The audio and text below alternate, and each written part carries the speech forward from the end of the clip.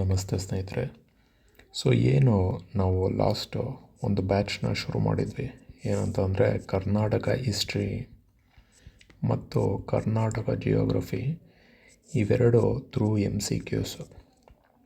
Okay, ಈ ಒಂದು ಬ್ಯಾಚ್ನ ಶುರು ಮಾಡಿದ್ವಿ. ಒಳ್ಳೆ ರೆಸ್ಪಾನ್ಸು ಸಹ ಬರ್ತಾಯಿತ್ತು. ಕೆಲವಷ್ಟು ಸ್ಟೂಡೆಂಟ್ಸು ನಮ್ಮಲ್ಲಿ ರಿಕ್ವೆಸ್ಟ್ ಮಾಡಿಕೊಂಡ್ರು ಏನಂತ, ಈ MCQsನ ಸಾಲ್ವ್ ಮಾಡೋದಕ್ಕಿಂತ ಮುಂಚೆ ನಾವು ನಿಮ್ಮ ಕ್ಲಾಸ್ಗಳನ್ನ ಕೇಳಿದ್ರೆ ನಮಗಿನ್ನೂ ಉಪಯುಕ್ತ ಆಗುತ್ತೆ ಅಂತ ಕೇಳಿಕೊಂಡ್ರು. ಬೇಸ್ಡ್ ಆನ್ ದಟ್ ರಿಕ್ವೆಸ್ಟ್ ನಾವೇನು ಮಾಡ್ತಾಯಿದ್ವಿ, ಕರ್ನಾಟಕ ಹಿಸ್ಟ್ರಿ ಮತ್ತು ಜಿಯೋಗ್ರಫಿ ಕ್ಲಾಸಸ್ನ ಶುರು ಮಾಡ್ತಾಯಿದ್ವಿ. ಇಲ್ಲಿ ಒಂದು ಅಡ್ವಾಂಟೇಜ್ ಏನು ಅಂತಂದರೆ, ನಿಮಗೆ ಇದು ಇಂಗ್ಲೀಷಲ್ಲೇ ಇರುತ್ತೆ, ಎಕ್ಸ್ಪ್ಲನೇಷನ್ ಕನ್ನಡದಲ್ಲೂ ಸಹ ಇರುತ್ತೆ. ಇಂಗ್ಲೀಷು ಕನ್ನಡ ಅಂತ ಏನು ತಾರತಮ್ಯ ಮಾಡೋವಂಥ ಅವಶ್ಯಕತೆ ಇಲ್ಲ. ಎಕ್ಸಾಮಿಗೆ ನಮಗೇನು ಇಂಪಾರ್ಟೆಂಟ್ ಪಾಯಿಂಟ್ಸ್ ಬೇಕೋ, ಪಾಸ್ ಆಗಬೇಕು ಅಷ್ಟೇ ಬೇಕಾಗಿರೋದು. ಇಂಗ್ಲೀಷು ಕನ್ನಡ ಅಂತ ನೀವು ಆದಷ್ಟು ಏನು ತಲೆ ಕೆಡಿಸ್ಕೊಂಡು ಕೂರೋದಕ್ಕೆಲ್ಲ ಹೋಗ್ಬಿಡಿ. ಓಕೆ, ನಿಮಗೆ ಬೇಕಾಗಿರೋವಂಥ ಮಾರ್ಕ್ಸ್ ಎಲ್ಲಿ ಸಿಗುತ್ತೆ, ಒಳ್ಳೆ ಇನ್ಪುಟ್ ಎಲ್ಲಿ ಸಿಗುತ್ತೆ, ಅದನ್ನು ಕ್ಲಾಸ್ನ ಫಾಲೋ ಮಾಡ್ಕೊಂಡು ಹೋಗಿ ಅಷ್ಟೇ. ತಡ ಮಾಡೋದು ಬೇಡ. ನಾವು ಏನಿದೆ ಕರ್ನಾಟಕ ಹಿಸ್ಟ್ರಿ ಅಂತ ಬಂದಾಗ, ಕರ್ನಾಟಕ ಹಿಸ್ಟ್ರಿಯಲ್ಲಿ ನಾವು ಫಸ್ಟು ಕಲಿಬೇಕಾಗಿರೋವಂಥದ್ದು ಒಂದು ಡೈನೆಸ್ಟಿ, ಒಂದು ಕದಂಬಾಸ್. ಓಕೆ, ಕದಂಬಾಸ್ ಅಂತ ಹೇಳ್ಬೋದು. ಈ ಕದಂಬ ಡೈನೆಸ್ಟಿ ಏನಂತ ಇದೆ, ಇದರ ಒಂದು ಹಿನ್ನೆಲೆ, ಓಕೆ, ಇದರ ಒಂದು ಹಿನ್ನೆಲೆ ಇರ್ಬೋದು, ಆಧಾರ ಇರ್ಬೋದು, ಅದರಲ್ಲಿ ಆಳ್ವಿಕೆ ಮಾಡಿದಂಥ ರಾಜರು ಇರ್ಬೋದು, ಅವರ ಒಂದು ರಾಜ್ಯಭಾರ ಅಡ್ಮಿನಿಸ್ಟ್ರೇಷನ್ ಇರ್ಬೋದು, ಏನೆಲ್ಲ ಇತ್ತು, ಹೇಗೆಲ್ಲ ನಡೀತು ಆ ಒಂದು ಕದಂಬಾಸ್ ಡೈನೆಸ್ಟಿ, ಅದನ್ನು ತಿಳ್ಕೊಳ್ತಾ ಹೋಗಬೇಕಾಗತ್ತೆ. ಓಕೆ, ಒಟ್ಟಾರೆಯಾಗಿ ಕದಂಬ ಡೈನೆಸ್ಟಿ ಒಂದು ಓವರಾಲ್ ವ್ಯೂ ನೋಡೋದಾದರೆ, ಇಲ್ಲೇನಂತ ಹೇಳ್ತಾ ಇದ್ದೇನೆ, ಕದಂಬಾಸ್, ಓಕೆ, ಇವರು ಸುಮಾರು ಆಳ್ವಿಕೆ ಮಾಡಿದಂಥ ಒಂದು ಟೈಮಿಂಗ್ ಬಂದು 345 CE. ಓಕೆ, 345ಇಂದ 525, ಅಂದರೆ 4th ಸೆಂಚುರಿ ಇಂದ 6th ಸೆಂಚುರಿ ಟೈಮಲ್ಲಿ ಕರ್ನಾಟಕ ಒಂದು ರೀಜನ್ ಏನಿರುತ್ತೆ ಅದನ್ನು ಆಳ್ವಿಕೆ ಮಾಡಿದಂಥ ಒಂದು ಡೈನೆಸ್ಟಿ ಆಗಿರುತ್ತೆ. ಓಕೆ, ಎಸ್ಪೆಷಲಿ ಯಾವ ಒಂದು ರೀಜನ್ ಅಂತ ಅಂದರೆ ಯಾವ ಒಂದು ರೀಜನ್ ಅಂತಂದರೆ the ruled from northern Karnataka and Konkan from Banavasi in present day Uttara Kannada district ಅಂತ ಹೇಳ್ತಾ ಇದ್ದಾರೆ. ಓಕೆ, ಏನು ಅರ್ಥ ಅಂತ ಅಂದರೆ, ಈಗ ಇದು ಕರ್ನಾಟಕ ಮ್ಯಾಪ್ ಅಂತ ಅಂದರೆ, ನಾರ್ತ್ ಕರ್ನಾಟಕ ಸೈಡು ಇವರ ಒಂದು ಆಳ್ವಿಕೆ ಮಾಡಿದಂಥ ಒಂದು ಪ್ಲೇಸ್ ಅಂತ ಹೇಳ್ಬೋದು. ಮತ್ತು ಇಲ್ಲಿ ಬನವಾಸಿ ಅವರ ಒಂದು ಕ್ಯಾಪಿಟಲ್ ಆಗಿರುತ್ತೆ. ಓಕೆ, ಈಗಿನ ಒಂದು ಉತ್ತರ ಕನ್ನಡ ಡಿಸ್ಟಿಕ್, ಈ ಕೋಸ್ಟಲ್ ಡಿಸ್ಟಿಕ್ಸ್ ಅಂತ ಅಂದಾಗ ಇಲ್ಲಿ 3 ಡಿಸ್ಟಿಕ್ ಬರುತ್ತೆ ಅಲ್ವಾ, ಉತ್ತರ ಕನ್ನಡ, ಉಡುಪಿ, ದಕ್ಷಿಣ ಕನ್ನಡ ಅಂತ. ಉತ್ತರ ಕನ್ನಡ ಡಿಸ್ಟಿಕ್ ಏನಿದೆ ಅದರಲ್ಲಿ ಬರುವಂಥ ಒಂದು ಬನವಾಸಿ ಅನ್ನೋ ಜಾಗ ಏನಿದೆ ಅದನ್ನು ಕ್ಯಾಪಿಟಲ್ ಮಾಡಿಕೊಂಡು ಆಳ್ವಿಕೆ ನಡೆಸಿದಂತಹ ಒಂದು ಡೈನೆಸ್ಟಿ ಒಂದು ಕದಂಬ ಡೈನೆಸ್ಟಿ. ಓಕೆ, ಇದು ಇಂಪಾರ್ಟೆಂಟ್ ಆಯಿತು. ಹಾಗಿದ್ದರೆ ಈ ಬನವಾಸಿ ಅಂತ ಅನ್ನೋ ಒಂದು ಜಾಗ ಅಥವಾ ಒಂದು ಹೆಸರು ಏನಿದೆ ಅದು ಎಲ್ಲೆಲ್ಲೆಲ್ಲ ಕಂಡುಬರುತ್ತೆ ಅಂತ ನೋಡಬೇಕಾಗತ್ತೆ. ಈಗ ನಾವು ಕದಂಬಾಸ್ ಅಂತ ಅಂದ್ವಿ. ಕದಂಬರು, ಓಕೆ, ಯಾವ ಒಂದು ಜಾಗದಿಂದ ಆಳ್ವಿಕೆ ನಡೆಸ್ತಾ ಇದ್ದಾರೆ ಅಂತಂದರೆ Banavasi. Okay, in English Banavasi ಅಲ್ವಾ. ಈ ಬನವಾಸಿ ಏನಿದೆ ಇದರ ಬಗ್ಗೆ ಒಂದು ಪುರಾತನ ಆಧಾರಗಳನ್ನ ನೋಡೋದಾದರೆ ಎಲ್ಲೆಲ್ಲೆಲ್ಲ ನಾವು ನೋಡ್ತೀವಿ. ಒಂದು ರಾಮಾಯಣ. ಓಕೆ, ರಾಮಾಯಣ ಏನಿದೆ, ರಾಮಾಯಣದಲ್ಲಿ ಬನವಾಸಿ ಬಗ್ಗೆ ಉಲ್ಲೇಖ ಮಾಡಲಾಗ್ತದೆ. ಅಂದರೆ ಅಲ್ಲಿ ಬನವಾಸಿಯ ಒಂದು ಲೈನ್ ಬರುತ್ತೆ. ಓಕೆ, ರಾಮಾಯಣದಲ್ಲಿ ಬನವಾಸಿನ ಏನಂತ ಹೇಳ್ತಾರೆ, ಕುಂತಲ ರೀಜನ್ ಅಂತ ಹೇಳ್ತಾರೆ. ಕುಂತಲ ಪ್ರದೇಶ ಅಥವಾ ಕುಂತಳ ಪ್ರದೇಶ ಆಗಿರುತ್ತೆ. ಓಕೆ, ಇನ್ನು ಮಹಾಭಾರತದಲ್ಲಿ ಈ ಒಂದು ಬನವಾಸಿನ ಏನಂತ ಹೇಳ್ತಾರೆ ಅನ್ನೋದಾದರೆ ವೈಜಯಂತಿಪುರ ಅಂತ ಹೇಳ್ತಾರೆ. ವೈಜಯಂತಿಪುರ. ಓಕೆ, ಒಂದೇನು ಅಂತಂದರೆ ಸಾಕಷ್ಟು ಪಾಯಿಂಟ್ಸ್ಗಳನ್ನ ನಾನು ಹೇಳ್ತಾ ಹೋಗ್ತೀನಿ. ಇದನ್ನು ನೀವು ನಿಮ್ಮದೇ ಆದಂಥ ಒಂದು ಹ್ಯಾಂಡ್ ರಿಟನ್ ನೋಟ್ಸ್ ಮಾಡ್ಕೊಳ್ಳೋದ್ರಿಂದ ಎಕ್ಸಾಮ್ ಟೈಮಲ್ಲಿ ಆರಾಮಾಗಿ ರಿವಿಷನ್ ಮಾಡ್ಬೋದು. ಓಕೆ, ಸೊ ಈ ಒಂದು ಕ್ಲಾಸಲ್ಲಿ ನಿಮಗೆ ಸಂಪೂರ್ಣವಾದಂಥ ಕದಂಬಾಸ್ ಡೈನೆಸ್ಟಿ ಏನಿದೆ ಅದನ್ನು ನಿಮಗೆ ವಿಷಯ ತಿಳಿಸ್ಕೊಡ್ತೀನಿ. ಸೊ ಆದಷ್ಟು ನೋಟ್ಸ್ ಮಾಡ್ಕೊಳ್ತಾ ಹೋಗಿ. ಓಕೆ, ಇನ್ನು ನಂತರ ಬರೋವಂಥದ್ದು ಒಬ್ಬ ಫಾರಿನ್ನ ಒಬ್ಬ ಪೊಯೆಟ್ ಇರ್ತಾನೆ. ಓಕೆ, ಟಾಲೆಮಿ ಅಂತ, ಅಥವಾ ಒಬ್ಬ ಆಥರ್ ಅಂತ ಅನ್ಬೋದು. ಓಕೆ, ಟಾಲೆಮಿ ಇವನು ಒಂದು ಬುಕ್ ಬರೆದಿರ್ತಾನೆ. ಆ ಬುಕ್ಕಿನ ಹೆಸರೇ ಜಿಯೋಗ್ರಫಿ ಅಂತ. ಓಕೆ, ಆ ಜಿಯೋಗ್ರಫಿ ಅನ್ನೋ ಒಂದು ಕೃತಿಯಲ್ಲಿ ಅಥವಾ ಒಂದು ಏನು ಅವನ ಲಿಟ್ರರಿ ವರ್ಕಲ್ಲಿ ಬನವಾಸಿ ದೇಶನ ಏನಂತ ಹೆಸರಿಟ್ಟಿರ್ತಾನೆ ಅಂದರೆ ಬೈಜಾಂಟಿಯನ್ ಅಂತ ಹೇಳ್ತಾನೆ. ಬೈಜಾಂಟಿಯನ್ ರೀಜನ್ ಅಂತ. ಓಕೆ, ಸೊ ಇಷ್ಟೆಲ್ಲ ಒಂದು ಆಧಾರಗಳನ್ನ ನಾವು ನೋಡಿದ್ವಿ. ಓಕೆ, ಇದರ ಜೊತೆಗೆ ಚೈನೀಸ್ ಟ್ರಾವೆಲರ್ ನಿಮಗೆಲ್ಲ ಒಬ್ಬ ಗೊತ್ತಿರೋ ಅಂಥ ವ್ಯಕ್ತಿ ಹ್ಯುಯೆನ್ ತ್ಸಾಂಗ್ ಅಂತ ಬಂದಿರ್ತಾನೆ. ಓಕೆ, ಹ್ಯುಯೆನ್ ತ್ಸಾಂಗ್ ಯಾರ ಒಂದು ಸಮಯದಲ್ಲಿ ಬರ್ತಾನೆ ಅಂತ ಅಂದರೆ ಹರ್ಷವರ್ಧನ ಅನ್ನೋ ರಾಜ ವರ್ಧನ ಡೈನೆಸ್ಟಿ ಆಳ್ವಿಕೆ ಮಾಡುವಂಥ ಸಮಯದಲ್ಲಿ ಹ್ಯುಯೆನ್ ತ್ಸಾಂಗ್ ಬರ್ತಾನೆ. ಅವನು ಬನವಾಸಿ ದೇಶನ ಏನಂತ ಹೇಳ್ತಾನೆ, ಕೊಂಕಣಪುರಂ ಅಂತ ಹೇಳ್ತಾನೆ, ಅಥವಾ ಕೊಂಕನ್ ಪೋಲೋ ಅಂತ ಹೇಳ್ತಾನೆ. ಕೊಂಕನ್ ಪೋಲೋ ಅರ್ಥ ಕೊಂಕಣಪುರ ಅಂತ. ಓಕೆ, ಸೊ ಇದೆಲ್ಲದನ್ನು ನಾವು ನೋಡಿದಾಗ ಏನೊಂದು ಅರ್ಥ ಆಯಿತು ಅಂತ ಅಂದರೆ ಕದಂಬ ರಾಜಧಾನಿ ಬನವಾಸಿಯ ಒಂದು ಉಲ್ಲೇಖ ಪುರಾತನದಲ್ಲಿ ನೋಡೋದಾದರೆ ರಾಮಾಯಣದಲ್ಲಿ ಕಂಡುಬರುತ್ತೆ, ಮಹಾಭಾರತದಲ್ಲಿ ಕಂಡುಬರುತ್ತೆ, ಟಾಲೆಮಿಯ ಜಿಯೋಗ್ರಫಿ ಕೃತಿಯಲ್ಲಿ ಕಂಡುಬರುತ್ತೆ, ಇನ್ನು ಹ್ಯುಯೆನ್ ತ್ಸಾಂಗ್ನ ಒಂದು ಕೃತಿಯಲ್ಲಿ ಕಂಡುಬರುತ್ತೆ. ಹ್ಯುಯೆನ್ ತ್ಸಾಂಗ್ ಬರೆದಂಥ ಕೃತಿ ಯಾವುದು ಅಂತ ನೋಡೋದಾದರೆ ಸಿಯುಕಿಯಲ್ಲಿ ಕೊಂಕನ್ ಪೋಲೋ ಅಂತ ನಾವು ನೋಡ್ತೀವಿ. ಇನ್ನು ಟಾಲೆಮಿಯ ಜಿಯೋಗ್ರಫಿಯಲ್ಲಿ ಬೈಜಾಂಟಿಯನ್ ರೀಜನ್ ಅಂತ ಹೆಸರಿಡ್ತಾರೆ. ಇನ್ನು ಮಹಾಭಾರತದಲ್ಲಿ ವೈಜಯಂತಿಪುರ ಅಂತ ಹೆಸರಿಡ್ತಾರೆ. ಇನ್ನು ರಾಮಾಯಣದಲ್ಲಿ ಕುಂತಳ ಪ್ರದೇಶ ಅಂತ ಹೇಳ್ತಾರೆ. ಓಕೆ, ಹಾಗಿದ್ದರೆ ಈ ಒಂದು ಬನವಾಸಿ ರೀಜನ್ ಏನಿದೆ, ಓಕೆ, ಈ ಬನವಾಸಿ ರೀಜನ್ ಏನಿದೆ ಆ್ಯಕ್ಚುಲಿ ಇದು ಒಂದು ಉತ್ತರ ಕನ್ನಡ ಡಿಸ್ಟಿಕ್ಕಲ್ಲಿರುವಂಥ ಒಂದು ಪ್ರದೇಶ. Okay, Uttara Kannada district. ಇನ್ನು ಇದು ವರದಾ ನದಿ ಅಂತ ಏನಿದೆ, ವರದಾ ನದಿಯ ಎಡದಂಡೆ ಮೇಲಿರುವಂಥದ್ದು. ಓಕೆ, ಲೆಫ್ಟ್ ಬ್ಯಾಂಕ್ ಅಂತ ಹೇಳ್ತಾರೆ. ಓಕೆ, ವರದಾ ನದಿ ಲೆಫ್ಟ್ ಬ್ಯಾಂಕಲ್ಲಿ ನಾವು ಬನವಾಸಿ ಅನ್ನೋ ಒಂದು ಸಿಟಿನ ನೋಡ್ತೀವಿ. ಓಕೆ, ಇರೋವಂಥದ್ದು ಉತ್ತರ ಕನ್ನಡ ಡಿಸ್ಟಿಕ್ ಆಗಿರುತ್ತೆ. ಓಕೆ, ಇಷ್ಟು ಇಂಪಾರ್ಟೆಂಟ್ ಆಯಿತು. ಇದಾದ ಮೇಲೆ ಇನ್ನೊಂದು ಪಾಯಿಂಟ್ ಏನು ನೋಡ್ಬೋದು ಅಂದರೆ ಕದಂಬರು ಇವರ ಬಗೆಗೆ ನೀಡಬಹುದಾದಂಥ ಒಂದು ಆಧಾರ. ಓಕೆ, ಅವರ ಬಗ್ಗೆ ಹೇಳುವಂಥ ಒಂದಷ್ಟು ಇನ್ಸ್ಕ್ರಿಪ್ಷನ್ಸ್ಗಳು ಅಂದರೆ ಶಾಸನಗಳಾಗಿರ್ಬೋದು ಯಾವ್ಯಾವಿದ್ದಾವೆ, ಅಥವಾ ಪುರಾತನ ತಲೆಮಾರಿನ ಒಂದು ಮೈಥಾಲಜಿ ಅಂತ ಹೇಳ್ಬೋದು. ಓಕೆ, ಹೇಗೆ ಅವರ ಒಂದು ಒರಿಜಿನ್ ಆಯಿತು, ಅವರು ಯಾವ ಒಂದು ರೀಜನ್ ಅವರು ಏನು ಎತ್ತ ಎಲ್ಲ ತಿಳ್ಕೊಳ್ಳೋದಾದರೆ ಅದು ನೆಕ್ಸ್ಟು ನೋಡ್ತಾ ಹೋಗ್ತೀವಿ. ಓಕೆ, ಸೊ ಮಿತ್ಸ್ ಅಂತ ಹೇಳ್ತಾರೆ. ಏನು ಈ ಕದಂಬ ಒರಿಜಿನ್ ಏನಿದೆ, ಕೆಲವಷ್ಟು ಒಂದು ಉಲ್ಲೇಖಗಳು ಬರುತ್ತೆ. ಏನಂತ ಹೇಳ್ತಾರೆ ಗೊತ್ತಾ, ಮಿತ್ 1ನ ನೋಡೋದಾದರೆ ನೋಡಿ, ಈ ಕದಂಬರು ಏನಿದ್ದಾರೆ ಅವರ ಒಂದು ಹುಟ್ಟು ಏನಿದೆ ಅದು ದೈವ ಸಂಭೂತವಾಗಿ ಆಗಿರೋವಂಥದ್ದು ಅಂತ ಸಹ ಹೇಳ್ತಾರೆ. ಲೈಕ್ ಇವಾಗ ಒಂದು ಮಿತ್ ಹೇಳೋದಾದರೆ ಏನಂತ, ತ್ರಿಲೋಚನ ಕದಂಬ ಅನ್ನೋ ಒಬ್ಬರು ವ್ಯಕ್ತಿ ಇರ್ತಾರೆ.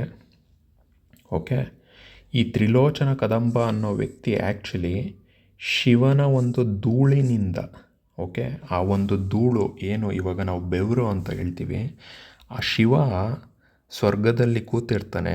ಅವನ ಒಂದು ಬೆವರಿನ ಹನಿ ಕದಂಬ ವೃಕ್ಷದ ಬಳಿ ಬೀಳುತ್ತೆ.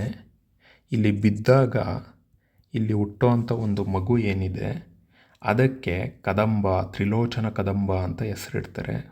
ಓಕೆ, ಸೊ ಇದು ಒಂದು ಕದಂಬ ಒರಿಜಿನ್ ಅಂತ ಹೇಳ್ತಾರೆ. ಇನ್ನು ಕೆಲವರು ಏನಂತ ಹೇಳ್ತಾರೆ, ಈ ಕದಂಬ ಡೈನೆಸ್ಟಿನ ಕಟ್ಟಿದಂಥ ಅಥವಾ ಒಂದು ಸ್ಥಾಪನೆ ಮಾಡಿದಂಥ ವ್ಯಕ್ತಿ ಬಂದು ಮಯೂರ ಶರ್ಮ.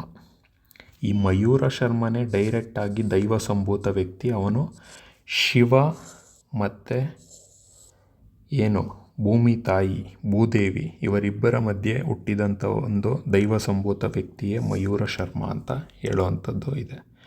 ಇನ್ನು ಕೆಲವೊಂದು ಇನ್ಸ್ಕ್ರಿಪ್ಷನ್, ತಾಳಗುಂದ ಶಾಸನ, ಅದರಲ್ಲಿ ಏನಂತ ಹೇಳ್ತಾರೆ, ಈ ಕದಂಬ ಕುಲ ಏನಿದೆ ಇದಕ್ಕೆ ನಂದ ಅನ್ನೋ ಡೈನೆಸ್ಟಿ ಏನಿದೆ, ನಂದ ರಾಜರು, ಅವರ ಒಂದು ಏನು ಹಿನ್ನೆಲೆ ಇದೆ ಅಂತ ಸಹ ಹೇಳ್ತಾರೆ. ಓಕೆ, ನಂದ ರಾಜರು ಏನಿರ್ತಾರೆ ಅವರಿಂದನೂ ಸಹ ಕದಂಬರು ಬಂದಿದ್ದಾರೆ ಅಂತ ಹೇಳ್ತಾರೆ. ಓಕೆ, ಇವೆಲ್ಲ ಊಹಾಪೋಹಗಳು ಅಂತ ಹೇಳ್ಬೋದು. ಬಟ್ ಆ್ಯಕ್ಚುಲಿ ಏನು ರೀಸನ್ನು ಅಂತ ಒಂದಷ್ಟು ಹಿಸ್ಟೋರಿಯನ್ಸ್ಗಳು ಹೇಳ್ತಾರೆ ಅನ್ನೋದಾದರೆ, ಕದಂಬರು ಅವರ ತಲೆಮಾರಿನವರು ನೆಲೆಸಿರ್ತಾರೆ ಒಂದು ಜಾಗದಲ್ಲಿ.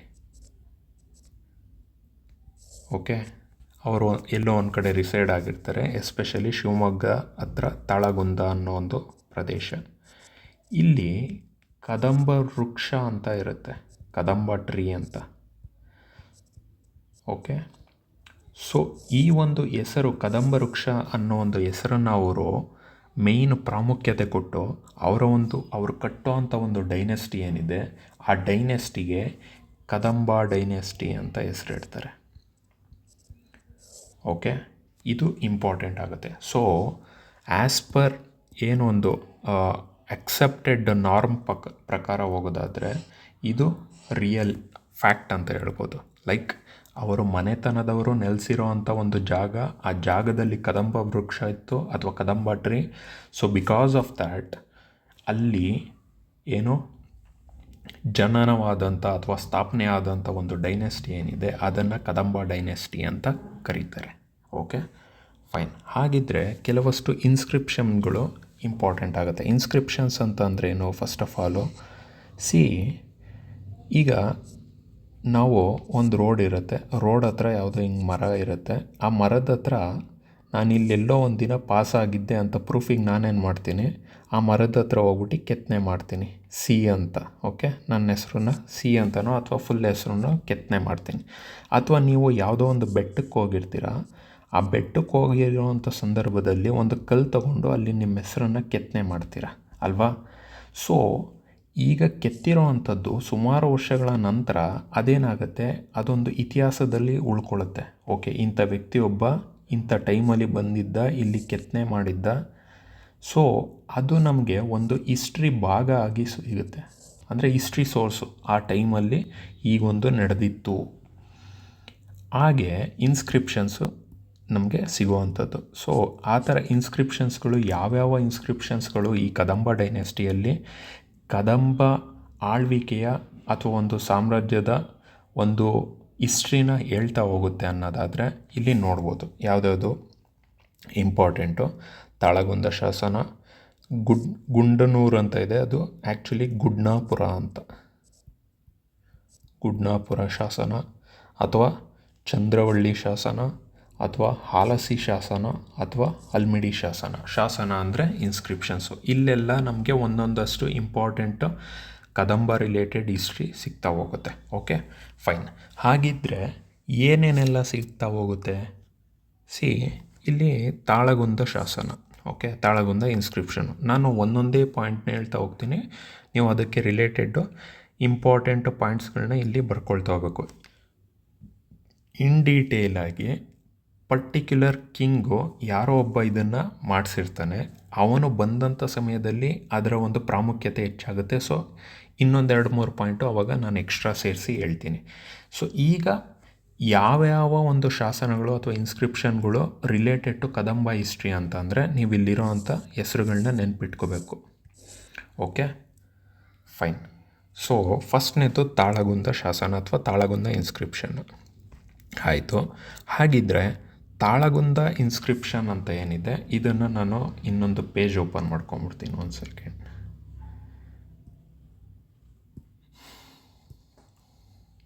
ಓಕೆ,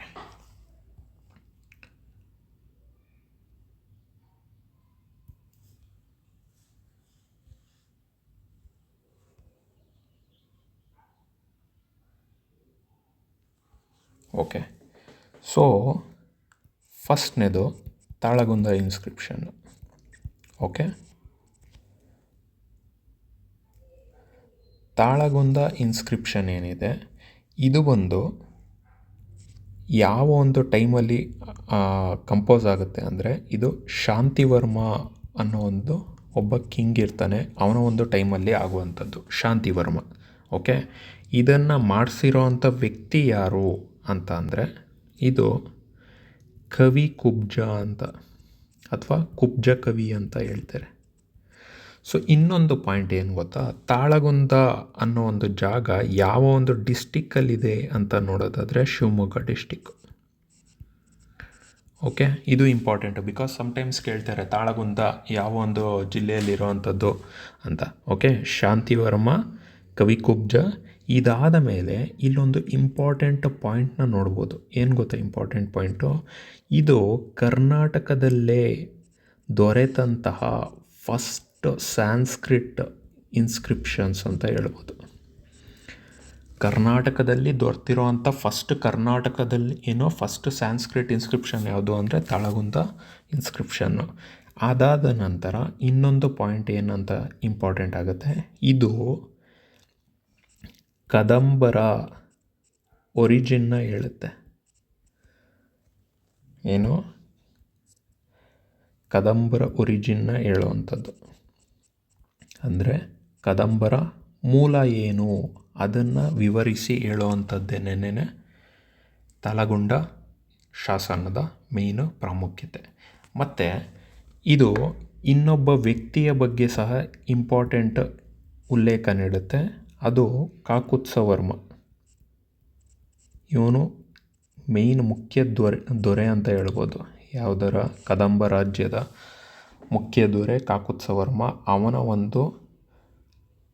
ಒಂದು ಏನು ಅವನ ಹೆಗ್ಗಳಿಕೆ, ಅವನ ಒಂದು ಹೆಗ್ಗಳಿಕೆ ಬಗ್ಗೆ ಅಥವಾ ಒಂದು ವಿಕ್ಟ್ರೀಸ್ ಬಗ್ಗೆ ಅವನ ಬಗ್ಗೆ ವಿವರಣೆ ಕೊಡುವಂಥದ್ದು ಕಾಕುತ್ಸವರ್ಮ. ಓಕೆ, ಸೊ ಏನಂತ ಹೇಳುತ್ತೆ, ಕಾಕುತ್ಸವರ್ಮನ ಒಂದಷ್ಟು ಟೈಟಲ್ಗಳನ್ನ ನೆನಪಿಸುತ್ತೆ. ಅವನು ಹೀಗೆ ಕರಿತಿದ್ರು, ಹಾಗೆ ಕರಿತಿದ್ರು, ಹಾಗೆ ಹೀಗೆ ಅಂತೆಲ್ಲ. ಇದನ್ನು ನಾವು ಇನ್ ಡೀಟೇಲಾಗಿ ಕಾಕುತ್ಸವರ್ಮ ಬಂದಂಥ ಸಮಯದಲ್ಲಿ ನೋಡ್ತಾ ಹೋಗ್ತೀವಿ. ಓಕೆ, ಸೊ ಈಗ ನಮಗೆ ಇಷ್ಟು ಮಾತ್ರನೇ ಸಾಕು. ಏನು, ತಾಳಗುಂದ ಇನ್ಸ್ಕ್ರಿಪ್ಷನ್ ದೊರೆತಂಥ ಜಾಗ ಯಾವುದು, ಶಿವಮೊಗ್ಗದಲ್ಲಿ ಸಿಕ್ಕಂಥ ತಾಳಗುಂದ ಇನ್ಸ್ಕ್ರಿಪ್ಷನ್ನು ಯಾವ ಒಂದು ಟೈಮಲ್ಲಿ ಬಂದಿದ್ದು, ಶಾಂತಿವರ್ಮ. ಯಾರು ಕಂಪೋಸ್ ಮಾಡಿದ್ದು, ಕವಿ ಕುಬ್ಜ. ಎಲ್ಲಿ ಏನಂತ ಇದರ ಒಂದು ಮೇಯ್ನ್ ಇಂಪಾರ್ಟೆಂಟ್ ಪಾಯಿಂಟ್ ಬಂತು, ಕರ್ನಾಟಕದಲ್ಲಿ ದೊರೆತಂಥ ಫಸ್ಟ್ ಸಾಂಸ್ಕ್ರಿಟ್ ಇನ್ಸ್ಕ್ರಿಪ್ಷನ್ನು. ಕದಂಬರ ಮೂಲ ಏನು ಅಂತ ತಿಳ್ಕೊಳ್ಳೋದ್ರಲ್ಲಿ ತಾಳಗುಂದ ಇನ್ಸ್ಕ್ರಿಪ್ಷನ್ನು ಇಂಪಾರ್ಟೆಂಟ್ ಆಗಿರುತ್ತೆ.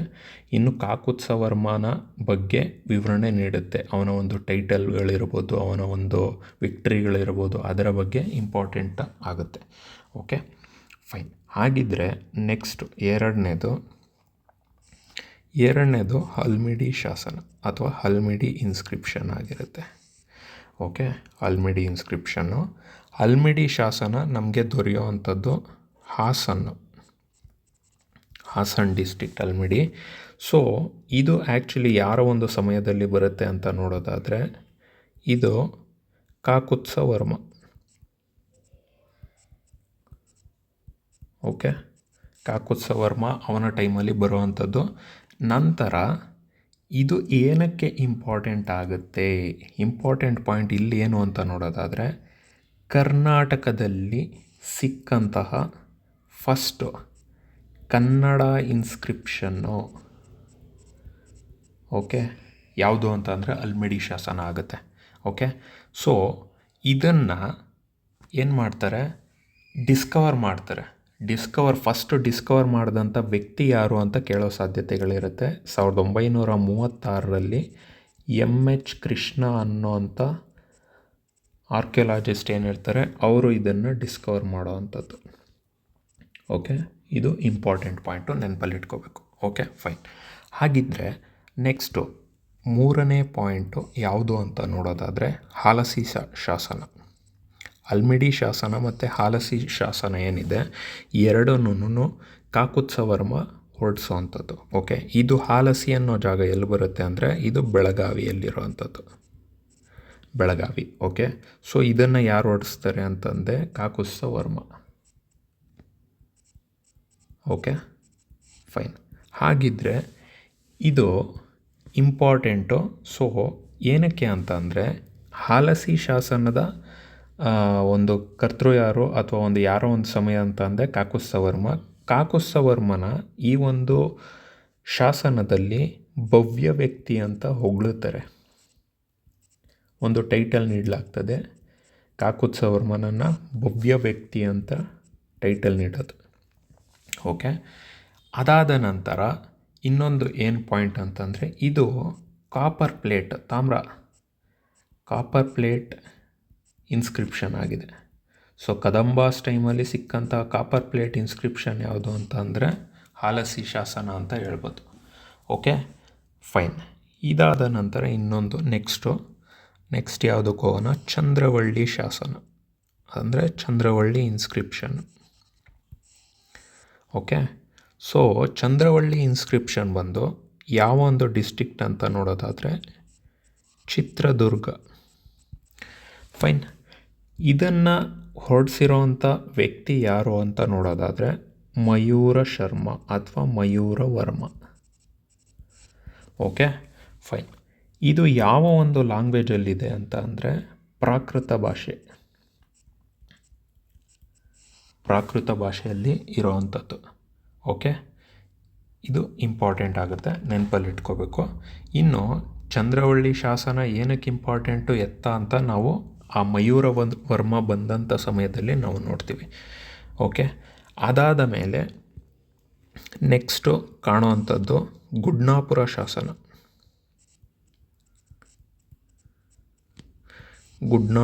ಶಾಸನ. ಇದು ಗುಡ್ನಾಪುರ ಬಂದು ನಿಮಗೆ ಉತ್ತರ ಕನ್ನಡ ಡಿಸ್ಟಿಕ್ಕಲ್ಲಿ ಕಂಡುಬರುತ್ತೆ. ಆಯಿತಾ. ಇದು ಯಾರ ಒಂದು ಸಮಯದಲ್ಲಿ ಬಂದಿದ್ದು ಅಂತ ಅಂದರೆ ರವಿವರ್ಮ. ಓಕೆ, ರವಿವರ್ಮ. ಮತ್ತು ಇದು ಏನರ ಬಗ್ಗೆ ಹೇಳುತ್ತೆ ಅಂತ ಅಂದರೆ ಆ್ಯಕ್ಚುಲಿ ಇದು ಸಹ ಮೂಲದ ಬಗ್ಗೆ ಹೇಳುತ್ತೆ, ಕದಂಬರ ಮೂಲ ಅಥವಾ ಏನಂತ ಹೇಳ್ಬೋದು,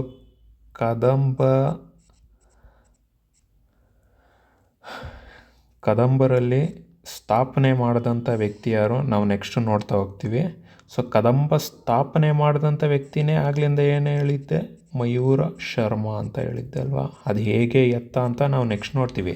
ಸದ್ಯಕ್ಕೆ ತಿಳ್ಕೊಂಡಿರೋದು ಮಯೂರ ಶರ್ಮ, ಆಗಲೇ ಮೈಥಾಲಜಿಯಲ್ಲೂ ನಾನು ಹೇಳಿದ್ದೆ ಅಲ್ವಾ. ಸೊ ಮಯೂರ ಶರ್ಮ ಏನಿದ್ದಾನೆ, ಇವರ ತಂದೆ ಆದಂಥವರು ಬಂಧುಸೇನ ಅಂತ ಇರ್ತಾರೆ.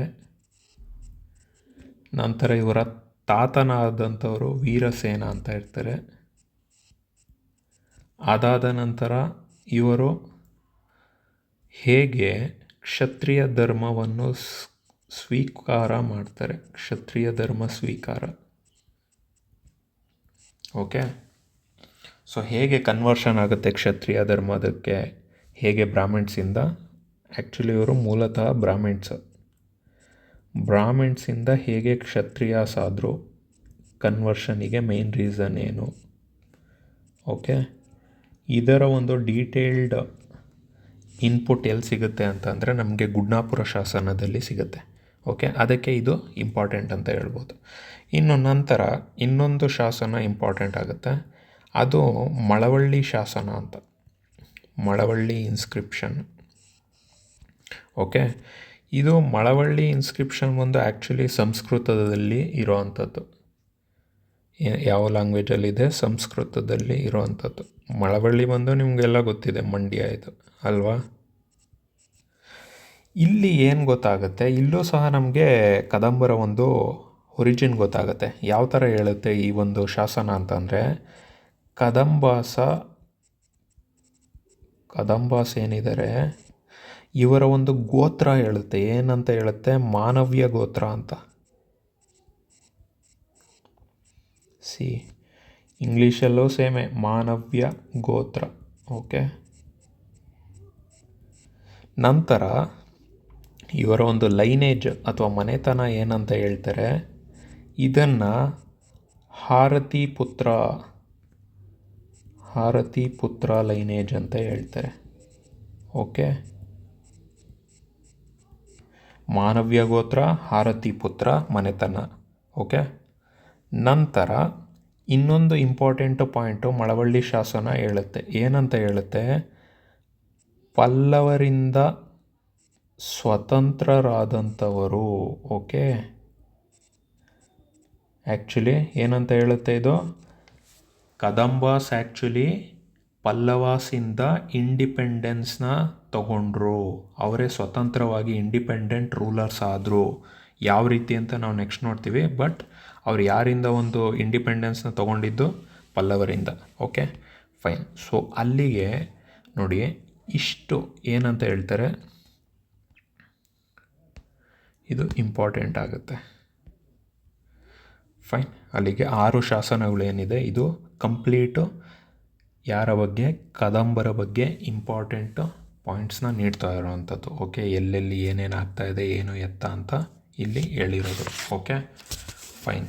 ಹಾಗಿದ್ರೆ ನಂತರ ಇನ್ನೊಂದು ಇಂಪಾರ್ಟೆಂಟ್ ಪಾಯಿಂಟ್ನ ನೋಡೋದಾದರೆ, ಒಂದು ಸೆಕೆಂಡ್. ಓಕೆ, ಸೊ ಇನ್ನೊಂದು ಇಂಪಾರ್ಟೆಂಟ್ ಪಾಯಿಂಟ್ನ ನೋಡ್ಬೋದು. ಏನಂತ ಅಂದರೆ,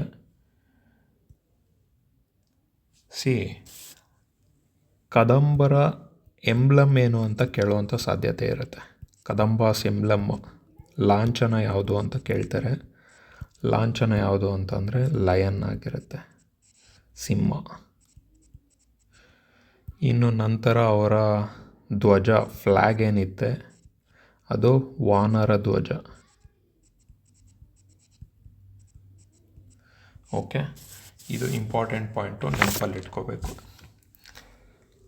ಫೈನ್. ಇನ್ನು ಆಗಲೇ ಹೇಳ್ದಾಗೆ ಇವರ ಮನೆತನದವರು ಕದಂಬ ವೃಕ್ಷ ಏನು ಹತ್ರ ಇರುತ್ತಲ್ಲ, ಬಿಕಾಸ್ ಆಫ್ ದಟ್ ಇವರ ಒಂದು ಡೈನೆಸ್ಟಿನೂ ಸಹ ಕದಂಬ ಡೈನೆಸ್ಟಿ ಅಂತ ಹೆಸರನ್ನ ಇಡುವಂಥದ್ದು. ಓಕೆ, ಇನ್ನು ನಂತರ ಇನ್ನೊಂದು ಪಾಯಿಂಟ್ ಏನು ಅಂತಂದರೆ, ಇವರ ಟೈಮಲ್ಲಿ ಅಂದರೆ ಕದಂಬ ಡೈನೆಸ್ಟಿಯವರು ಅವರ ಒಂದು ಅಡ್ಮಿನಿಸ್ಟ್ರೇಷನ್ ಲ್ಯಾಂಗ್ವೇಜ್ ಏನು ಅಂತ ಕೇಳೋ ಸಾಧ್ಯತೆ ಇರುತ್ತೆ. ಅಡ್ಮಿನಿಸ್ಟ್ರೇಷನ್ ಲ್ಯಾಂಗ್ವೇಜ್ ಬಂದು 3 ಇರುತ್ತೆ. ಒಂದು ಪ್ರಾಕೃತ ಭಾಷೆ, ಸೆಕೆಂಡು ಸ್ಯಾನ್ಸ್ಕ್ರಿಟ್ಟು, ಮೂರನೇದು ಬಂದು ಕನ್ನಡ. ಇನಿಷಿಯಲಿ ಆರಂಭದ ದಿನಗಳಲ್ಲಿ ಇವೆರಡು ಮಾತ್ರ ಇರುತ್ತೆ, ಪ್ರಾಕೃತ ಮತ್ತು ಸ್ಯಾನ್ಸ್ಕ್ರಿಟ್ಟು. ನಂತರ ಮೂರನೇ ಭಾಷೆಯಾಗಿ ಆ್ಯಡ್ ಆಗುವಂಥದ್ದು ಕನ್ನಡ. ಇದು ಯಾರ ಸಮಯದಲ್ಲಾಗುತ್ತೆ ಅದು ನಾವು ಮುಂದೆ ನೋಡ್ತಾ ಹೋಗೋಣ. Okay, fine. ಸೊ ಅಲ್ಲಿಗೆ ನಮ್ಮ ಒಂದು ಡೀಟೇಲ್ಡ್ ಏನು ಇನ್ಸ್ಕ್ರಿಪ್ಷನ್ಸ್ ಇರ್ಬೋದು, ಮೈಥಾಲಜಿ ಇರ್ಬೋದು, ಇವನ್ನೆಲ್ಲ ನಾವು ನೋಡ್ಕೊಂಬಂದ್ವಿ.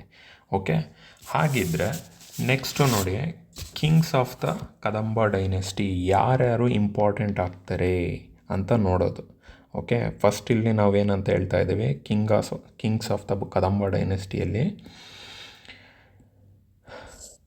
Mayura Sharma, a native of Talagunda, who founded the dynasty after defeating the Pallavas. Okay, ಪಲ್ಲವಾಸಿಂದ ಇಂಡಿಪೆಂಡೆನ್ಸ್ನ ತಗೊಳ್ಳೋವಂಥ ಮಯೂರ ಶರ್ಮ ಕದಂಬ ಡೈನೆಸ್ಟಿನ ಸ್ಥಾಪನೆ ಮಾಡ್ತಾನೆ. ಸೊ ಇದರ ಬಗ್ಗೆ ನಾವು ಡೀಟೇಲ್ಡ್ ಒಂದು ಸ್ಟೋರಿನ ನೋಡೋದಾದರೆ, ಸೊ ಇಲ್ಲಿ ನಾವು ನೋಡ್ಬೋದು ಏನಾಗುತ್ತೆ ಗೊತ್ತಾ. ಸೊ ನಮಗೆಲ್ಲ ಗೊತ್ತಿರೋ ಹಾಗೆ ನಾನೇನಂತ ಹೇಳಿದೆ, ತಾಳಗುಂದ ಶಾಸನ. ತಾಳಗುಂದ ಅನ್ನೋ ಒಂದು ಪ್ರದೇಶ ಏನಿದೆ ಅದು ಶಿವಮೊಗ್ಗ ಡಿಸ್ಟಿಕ್ ಅಂತ ಹೇಳಿದೆ ಅಲ್ವಾ. ಈ ಶಿವಮೊಗ್ಗ ಡಿಸ್ಟಿಕ್ಕಲ್ಲಿ ಒಂದು ಪ್ರದೇಶ ಅಥವಾ ಒಂದು ಗ್ರಾಮ, ಆ ಗ್ರಾಮದ ಹೆಸರು ಏನು, ತಾಳಗುಂದ ಅಂತ. ಓಕೆ, ಅಲ್ಲಿ ಒಂದು ಬ್ರಾಹ್ಮಿಣ್ ಫ್ಯಾಮಿಲಿ ಇರುತ್ತೆ. ಆ ಬ್ರಾಹ್ಮಿಣ್ ಫ್ಯಾಮಿಲಿಯಲ್ಲಿ ಒಬ್ಬರು ತಾತ ಇರ್ತಾರೆ, ಅವ್ರ ಹೆಸರೇನು ವೀರಸೇನ, ಗ್ರ್ಯಾಂಡ್ ಫಾದರು. ಓಕೆ, ನಂತರ ಅವರ ಮಗ ಇರ್ತಾರೆ, ಅವ್ರ ಹೆಸರೇನು ಬಂಧುಸೇನ. ಓಕೆ, ವೀರಸೇನ ಅಥವಾ ವೀರಶರ್ಮ. ಓಕೆ, ಅವರ ನಂತರ ಅವರ ಮಗ ಬಂದು ಬಂಧುಸೇನ. ಇವರು ಏನು ಫಾದರು ಅಥವಾ ಮಗ. ಅದಾದ ನಂತರ ಬಂಧುಸೇನ ಅವರಿಗೆ ಹುಟ್ಟುವಂಥ ವ್ಯಕ್ತಿ ಮಯೂರ ಶರ್ಮ.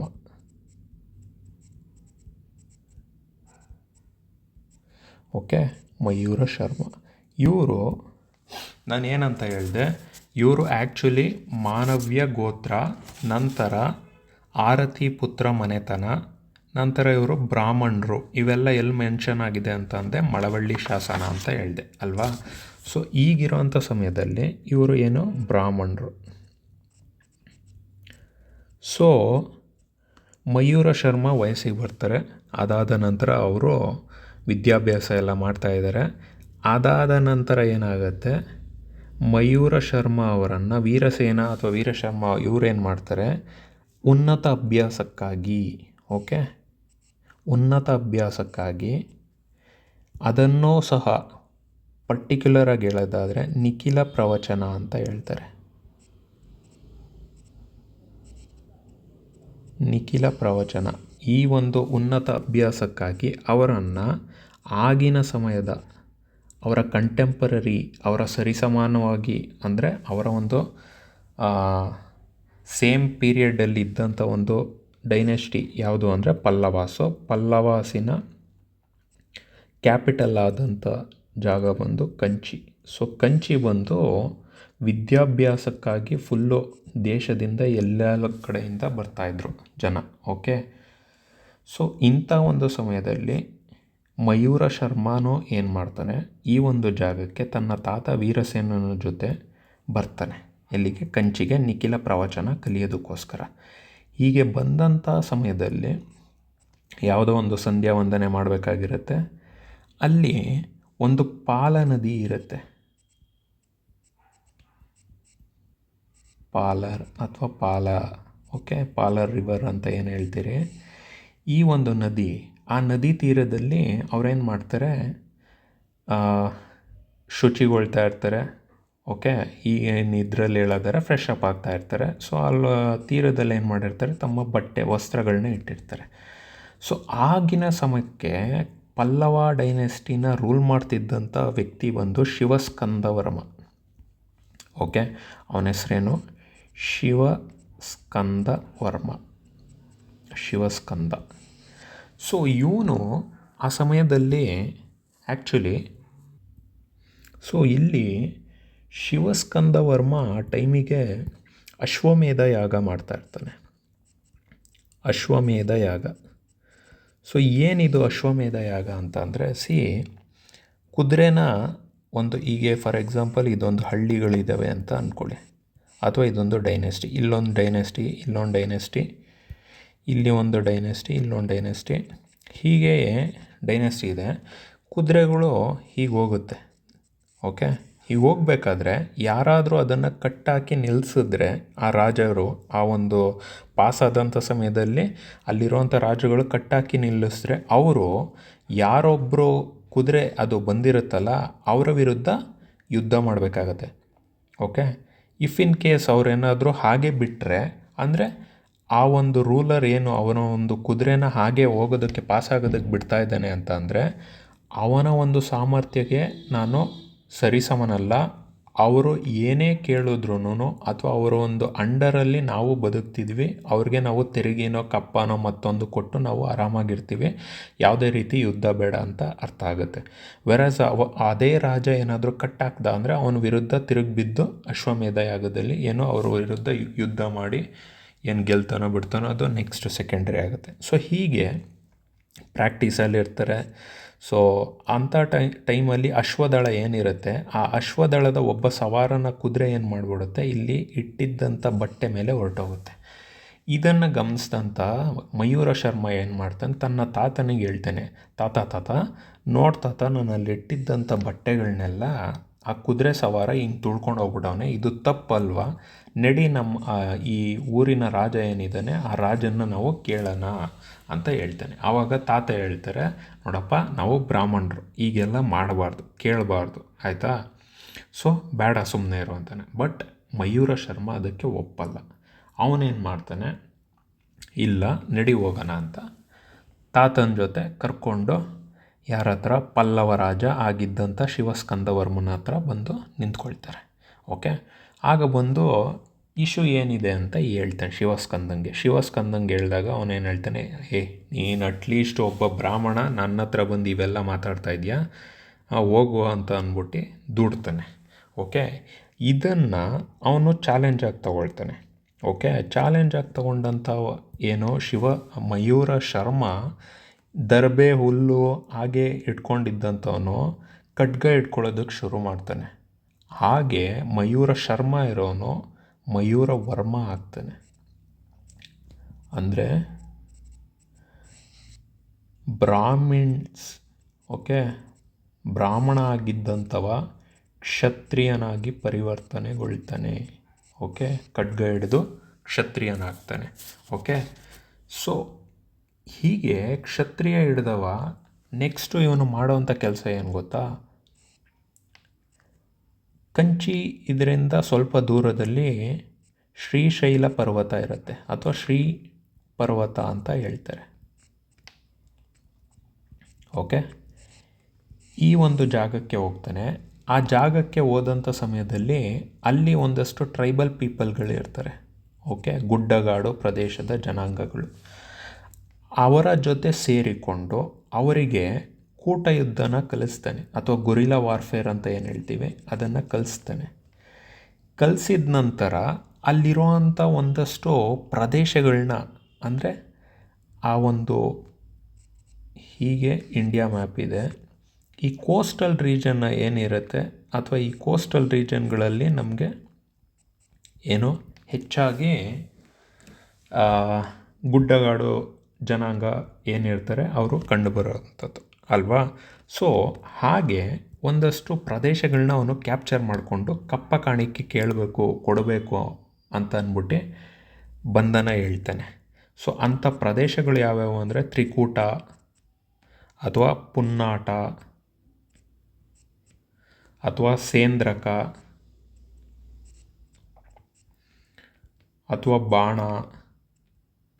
ಓಕೆ, ಸೊ ಸಣ್ಣ ಸಣ್ಣ ಪ್ರದೇಶಗಳು, ಇವನ್ನ ಕ್ಯಾಪ್ಚರ್ ಮಾಡ್ಕೊಂಡು ನೋಡ್ರಪ್ಪ ನಾಳೆಯಿಂದ ನೀವು ನನಗೆ ಏನು ಕಪ್ಪ ಕಾಣಿಕೆ ಕೊಡಬೇಕು ಅಂತೆಲ್ಲ ಹೇಳ್ತಾನೆ. ಸೊ ಇದು ಪಲ್ಲವರ ಗಮನಕ್ಕೆ ಬರುತ್ತೆ, ಶಿವಸ್ಕಂದ ವರ್ಮನ ಗಮನಕ್ಕೆ ಬರುತ್ತೆ. ಸೊ ಹಾಗೆ ಬಂದಂಥ ಸಮಯದಲ್ಲಿ ಶಿವಸ್ಕಂದ ವರ್ಮ ಇವನು ಎಚ್ಚೆತ್ಕೊಂಡ್ಬಿಟ್ಟವನೇ, ಜಾಸ್ತಿ ಇತ್ತಾಗಿದೆ ಇವನು, ಸೊ ಒಂದು ಕೆಲಸ ಮಾಡೋಣ, ಇವನ ಮೇಲೆ ಯುದ್ಧಕ್ಕೆ ಹೋಗೋಣ ಅಂತಂದು ಏನು ಮಾಡ್ತಾರೆ, ಶ್ರೀ ಪರ್ವತ ಇಲ್ಲೇ ನೆನ್ನೆ ಒಂದು ಬ್ಯಾಟಲ್ ಫೀಲ್ಡ್ ಇರುತ್ತೆ, ಅಲ್ಲಿ ಯುದ್ಧಕ್ಕೆ ಮುನ್ನಾಗ್ತಾರೆ.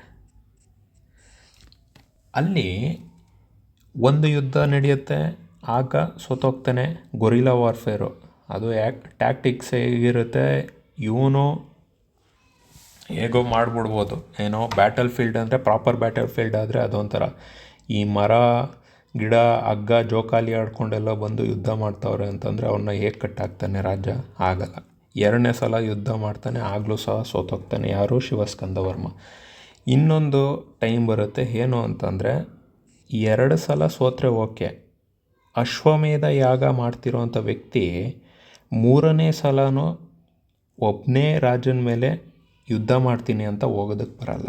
ಓಕೆ, ಸೊ ಈಗ ಈ ಶಿವಸ್ಕಂದ ವರ್ಮ ಏನು ಮಾಡ್ತಾನೆ, ನೋಡಪ್ಪ ನೀನು ಒಳ್ಳೆ ಏನೋ ಯುದ್ಧಗಾರ ಅಂತ ಹೇಳ್ಬೋದು, ಸೊ ನನಗೂ ನಿನಗೂ ಜಗಳ ಯಾಕೆ, ಒಂದು ಕೆಲಸ ಮಾಡೋಣ, ನೀನು ಈ ಕಡೆ ಪ್ರದೇಶ ಏನಿದೆ, ನೀನು ಇವಾಗ ಯುದ್ಧ ಮಾಡಿ ಅಥವಾ ಒಂದಷ್ಟು ಪ್ರದೇಶಗಳೇನು ಗೆದ್ಕೊಂಡ್ಬಿಟ್ಟಿದ್ಯಾ, ಅದೆಲ್ಲ ಪ್ರದೇಶ ನಿನಗೇನೆ, ನೀನೇ ಆಡಳಿತ ಮಾಡ್ಕೊ.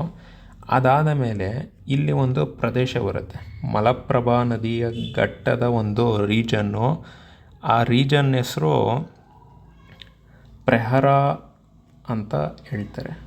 ಓಕೆ, ಸೊ ಇಲ್ಲಿ ಬನವಾಸಿ ಅಥವಾ ಒಂದು ಈ ವೆಸ್ಟರ್ನ್ ಕೋಸ್ಟ್ ಏನಿದೆ, ಇಲ್ಲಿಂದ ಇಷ್ಟು ಈ ಕಡೆವರೆಗೂ ನೀನೇ ಆಳ್ವಿಕೆ ಮಾಡು ಅಂತ ಹೇಳ್ತಾರೆ. ಓಕೆ, ಸೊ ಹೀಗೆ ಇವರಿಬ್ಬರ ಮಧ್ಯೆ ಒಂದು ಅಗ್ರಿಮೆಂಟ್ ನಡೆಯುತ್ತೆ, ಆಯಿತಾ. ಸೊ ಈ ಒಂದು ಇಷ್ಟು ಡೀಟೇಲಾಗಿ ಎಲ್ಲಿ ಮೆನ್ಷನ್ ಆಗಿದೆ ಅಂತಂದರೆ ಮಳವಳ್ಳಿ ಶಾಸನದಲ್ಲಿ ಸಹ ಇದರ ಬಗ್ಗೆ ಮೆನ್ಷನ್ ಆಗಿದೆ.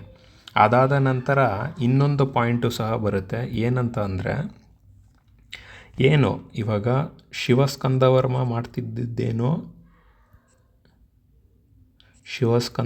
ಮಾಡಿದ್ದೇನೋ ಅಶ್ವಮೇಧ ಯಾಗ ಅಲ್ವಾ,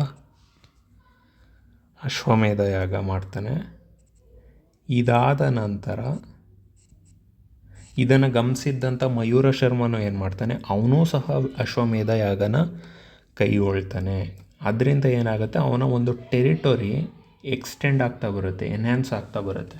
ಓಕೆ, ಇದೊಂದು ಇಂಪಾರ್ಟೆಂಟು. ಮತ್ತು ಈ ಅಶ್ವಮೇಧ ಯಾಗ ಮಾಡಿದ್ರಿಂದ ಅವನಿಗೆ ಇನ್ನೊಂದು ಇಂಪಾರ್ಟೆಂಟ್ ಏನು ಇದಾಯಿತು ಅಂತ ಅಂದರೆ, ಇಂಡಿಯಾದಲ್ಲಿ ಎಸ್ಪೆಷಲಿ ಬನವಾಸಿ ರೀಜನ್ನಿಂದ ಕಂಚಿ ರೀಜನ್ವರೆಗೂ ಅವನ ಒಂದು ಸಾಮ್ರಾಜ್ಯ ಹಬ್ಬುತ್ತೆ. ಓಕೆ, ಈ ಕಡೆ ಬನವಾಸಿಯಿಂದ ಕಂಚಿವರೆಗೂ ಹೋದರೆ ನಾರ್ತಲ್ಲಿ ಏನು ಮಾಳ್ವಾಯಿಂದ ಗಯಾವರೆಗೂ ಇವನ ಒಂದು ಬಿಹಾರ್ನ ಗಯಾ ಅಲ್ಲಿವರೆಗೂ ಸಹ ಇವನ ಒಂದು ರೀಜನ್ನು ಹಬ್ಬುತ್ತೆ. ಓಕೆ, ಇದೊಂದು ಇಂಪಾರ್ಟೆಂಟ್ ಪಾಯಿಂಟ್ ಅಂತ ಹೇಳ್ಬೋದು. ಓಕೆ, ಇದಾದ ನಂತರ ಇನ್ನೊಂದು ಏನು important point during Mayura Sharma ಅಥವಾ ಮಯೂರ ಶರ್ಮ ಹೇಗೆ ಮಯೂರ ವರ್ಮ ಆದ್ನಲ್ಲ, ಈ ಮಯೂರ ವರ್ಮ ಏನು ಮಾಡ್ತಾನೆ, ಅವನ ಒಂದು ಸಮಯದಲ್ಲಿ ಓಕೆ ಚಂದ್ರವಳ್ಳಿ ಅಂತ ಜಾಗ ಇರುತ್ತೆ, ಚಂದ್ರವಳ್ಳಿ ಶಾಸನ ಅಂತ ಹೇಳ್ತೀವಲ್ಲ. ಸೊ ಚಂದ್ರವಳ್ಳಿ ಜಾಗ ಬಂದು ಚಿತ್ರದುರ್ಗ ಜಿಲ್ಲೆಯಲ್ಲಿರುವಂಥದ್ದು, ಚಿತ್ರದುರ್ಗ ಡಿಸ್ಟಿಕ್ಕು. ಸೊ ಇಲ್ಲಿ ನೀರಿಗೆ ಅಭಾವ ಇರುತ್ತೆ. ಸೊ ಇರಿಗೇಷನ್ ಫೆಸಿಲಿಟೀಸ್ ಇದು ಮಾಡಬೇಕು, ಅದಕ್ಕೋಸ್ಕರ ಅವನೇನು ಮಾಡ್ತಾನೆ, ಲೇಕ್ ಕನ್ಸ್ಟ್ರಕ್ಷನ್ ನಡೆಯುತ್ತೆ, ಚಂದ್ರವಳ್ಳಿ ಲೇಕ್. ಓಕೆ, ಇದರ ಬಗ್ಗೆ ಉಲ್ಲೇಖ ಎಲ್ಲಿ ನೋಡ್ಬೋದು, ಚಂದ್ರವಳ್ಳಿ ಶಾಸನ, ಚಂದ್ರವಳ್ಳಿ ಇನ್ಸ್ಕ್ರಿಪ್ಷನ್ನಲ್ಲಿ ನಾವು ನೋಡಬಹುದಾಗಿದೆ. ಓಕೆ, ಅದಾದ ಮೇಲೆ ಇನ್ನೊಂದು ಇಂಪಾರ್ಟೆಂಟ್ ಪಾಯಿಂಟು ಎಲ್ಲಿ ನೋಡ್ತೀವಿ ಅಂದರೆ, ಏನು ನೋಡ್ತೀವಿ ಅಂತಂದರೆ ಚಂದ್ರವಳ್ಳಿ ಇನ್ಸ್ಕ್ರಿಪ್ಷನ್ನಲ್ಲಿ ಅಶ್ವಮೇಧ ಯಾಗ ಮಾಡಿರೋವಂಥ ಉಲ್ಲೇಖ ಸಹ ಚಂದ್ರವಳ್ಳಿ ಶಾಸನದಲ್ಲಿ ನಾವು ನೋಡ್ತೀವಿ. ಓಕೆ, ಅದಾದ ಮೇಲೆ ಇನ್ನೊಂದು ಪಾಯಿಂಟ್ ಏನು, 144 ಹಳ್ಳಿಗಳನ್ನ ಓಕೆ 144 ವಿಲೇಜಸ್ ಏನಿರುತ್ತೆ ಅದನ್ನು ಬ್ರಾಹ್ಮಿಣ್ಸಿಗೆ ದಾನ ಮಾಡ್ತಾನೆ. ಓಕೆ, ಲ್ಯಾಂಡ್ ಗ್ರ್ಯಾಂಟ್ ಅಂತ ಏನು ಹೇಳ್ತೀವಿ ಇದು. ಇದೊಂದು important point, land grants given to Brahmins, ಅದನ್ನು ನಾವು ಏನಂತ ಹೇಳ್ತೀವಿ, ಎಕ್ಸಾಮಲ್ಲಿ ಕೇಳೋ ಸಾಧ್ಯತೆ ಇರುತ್ತೆ, ಬ್ರಹ್ಮದೇಯ. ಓಕೆ, ಬ್ರಹ್ಮದೇಯ, ಇದು ಇಂಪಾರ್ಟೆಂಟ್ ಪಾಯಿಂಟು, ನೆನಪಲ್ಲಿ ಇಟ್ಕೋಬೇಕು. ಫೈನ್, ಇದಾದ ಮೇಲೆ ಇನ್ನೊಂದು ಪಾಯಿಂಟು ಚಂದ್ರವಳ್ಳಿ ಶಾಸನದಲ್ಲಿ ನಾವು ನೋಡ್ಬೋದು, ಏನು ಅಂತಂದರೆ ನಾರ್ತ್ ರೀಜನ್ನ, ಬಿಕಾಸ್ ಅಶ್ವಮೇಧ ಯಾಗ ಬಗ್ಗೆ ಉಲ್ಲೇಖ ಇದೆ. ಸೊ ಅಶ್ವಮೇಧ ಯಾಗ ಉಲ್ಲೇಖ ಆಗ್ತಿದ್ದಂಗೆ ಅವ್ನು ನಾರ್ತಲ್ಲಿ ಯಾರನ್ನ ಡಿಫೀಟ್ ಮಾಡ್ದ ಅದು ಸಹ ಉಲ್ಲೇಖ ಆಗುತ್ತೆ. ಆಗಿನ ಸಮಯದಲ್ಲಿ ರೂಲ್ ಮಾಡ್ತಿದ್ದಂಥ ಶಾಕಾಸ್ ಇರ್ಬೋದು ಅಥವಾ ತ್ರೈಕೂಟಾಸ್ ಇರ್ಬೋದು, ಅಬೀರರು ಅಂತ ಹೇಳ್ತಾರೆ ಅಥವಾ ಮೌಕಾರೀಸ್ ಅಂತ ಹೇಳ್ತಾರೆ, ಇವ್ರನ್ನೆಲ್ಲ ಡಿಫೀಟ್ ಮಾಡ್ದ. ಬಟ್ ಎಕ್ಸಾಮಿಗೆ ಇಂಪಾರ್ಟೆಂಟ್ ಅಲ್ಲ, ಇವನ್ನ ನೆನ್ಪಿಟ್ಕೊಳ್ಳಿ, ಬೇರೆ ಪಾಯಿಂಟ್ಸ್ ಇವೇನಿದ್ದಾವೆ ಇವನ್ನ ನೆನಪಲ್ಲಿಟ್ಕೋಬೇಕು. ಓಕೆ, ಸೊ ಅಷ್ಟು ಮಯೂರ ವರ್ಮ ಅಥವಾ ಮಯೂರ ಶರ್ಮ ಇವನ ಬಗ್ಗೆ ಒಂದು ಡೀಟೇಲ್ ಏನೋ ಒಂದು ಸ್ಟೋರಿ ಅಂತ ಹೇಳ್ಬೋದು. Okay, fine. ಅದಾದ ಮೇಲೆ ನೆಕ್ಸ್ಟ್ ಏನು ಮಾಡ್ತೀವಿ, ಒಂದು ಸೆಕೆಂಡ್. ಸೊ ಮಯೂರ ಶರ್ಮ ಮಯೂರ ವರ್ಮ ಅದಾದ ಮೇಲೆ ಒಂದಷ್ಟು ಇನ್ಸಿಡೆಂಟ್ಗಳಾಯಿತು. ಓಕೆ, ನೆಕ್ಸ್ಟು ನಾವೇನು ಮಾಡೋಣ, ಮಯೂರ ಶರ್ಮ ಆದ ನಂತರ ಒಬ್ಬ ವ್ಯಕ್ತಿ ಬರ್ತಾನೆ, ಅವನೇ ಮಯೂರವರ್ಮನ ಮಗ. ಓಕೆ,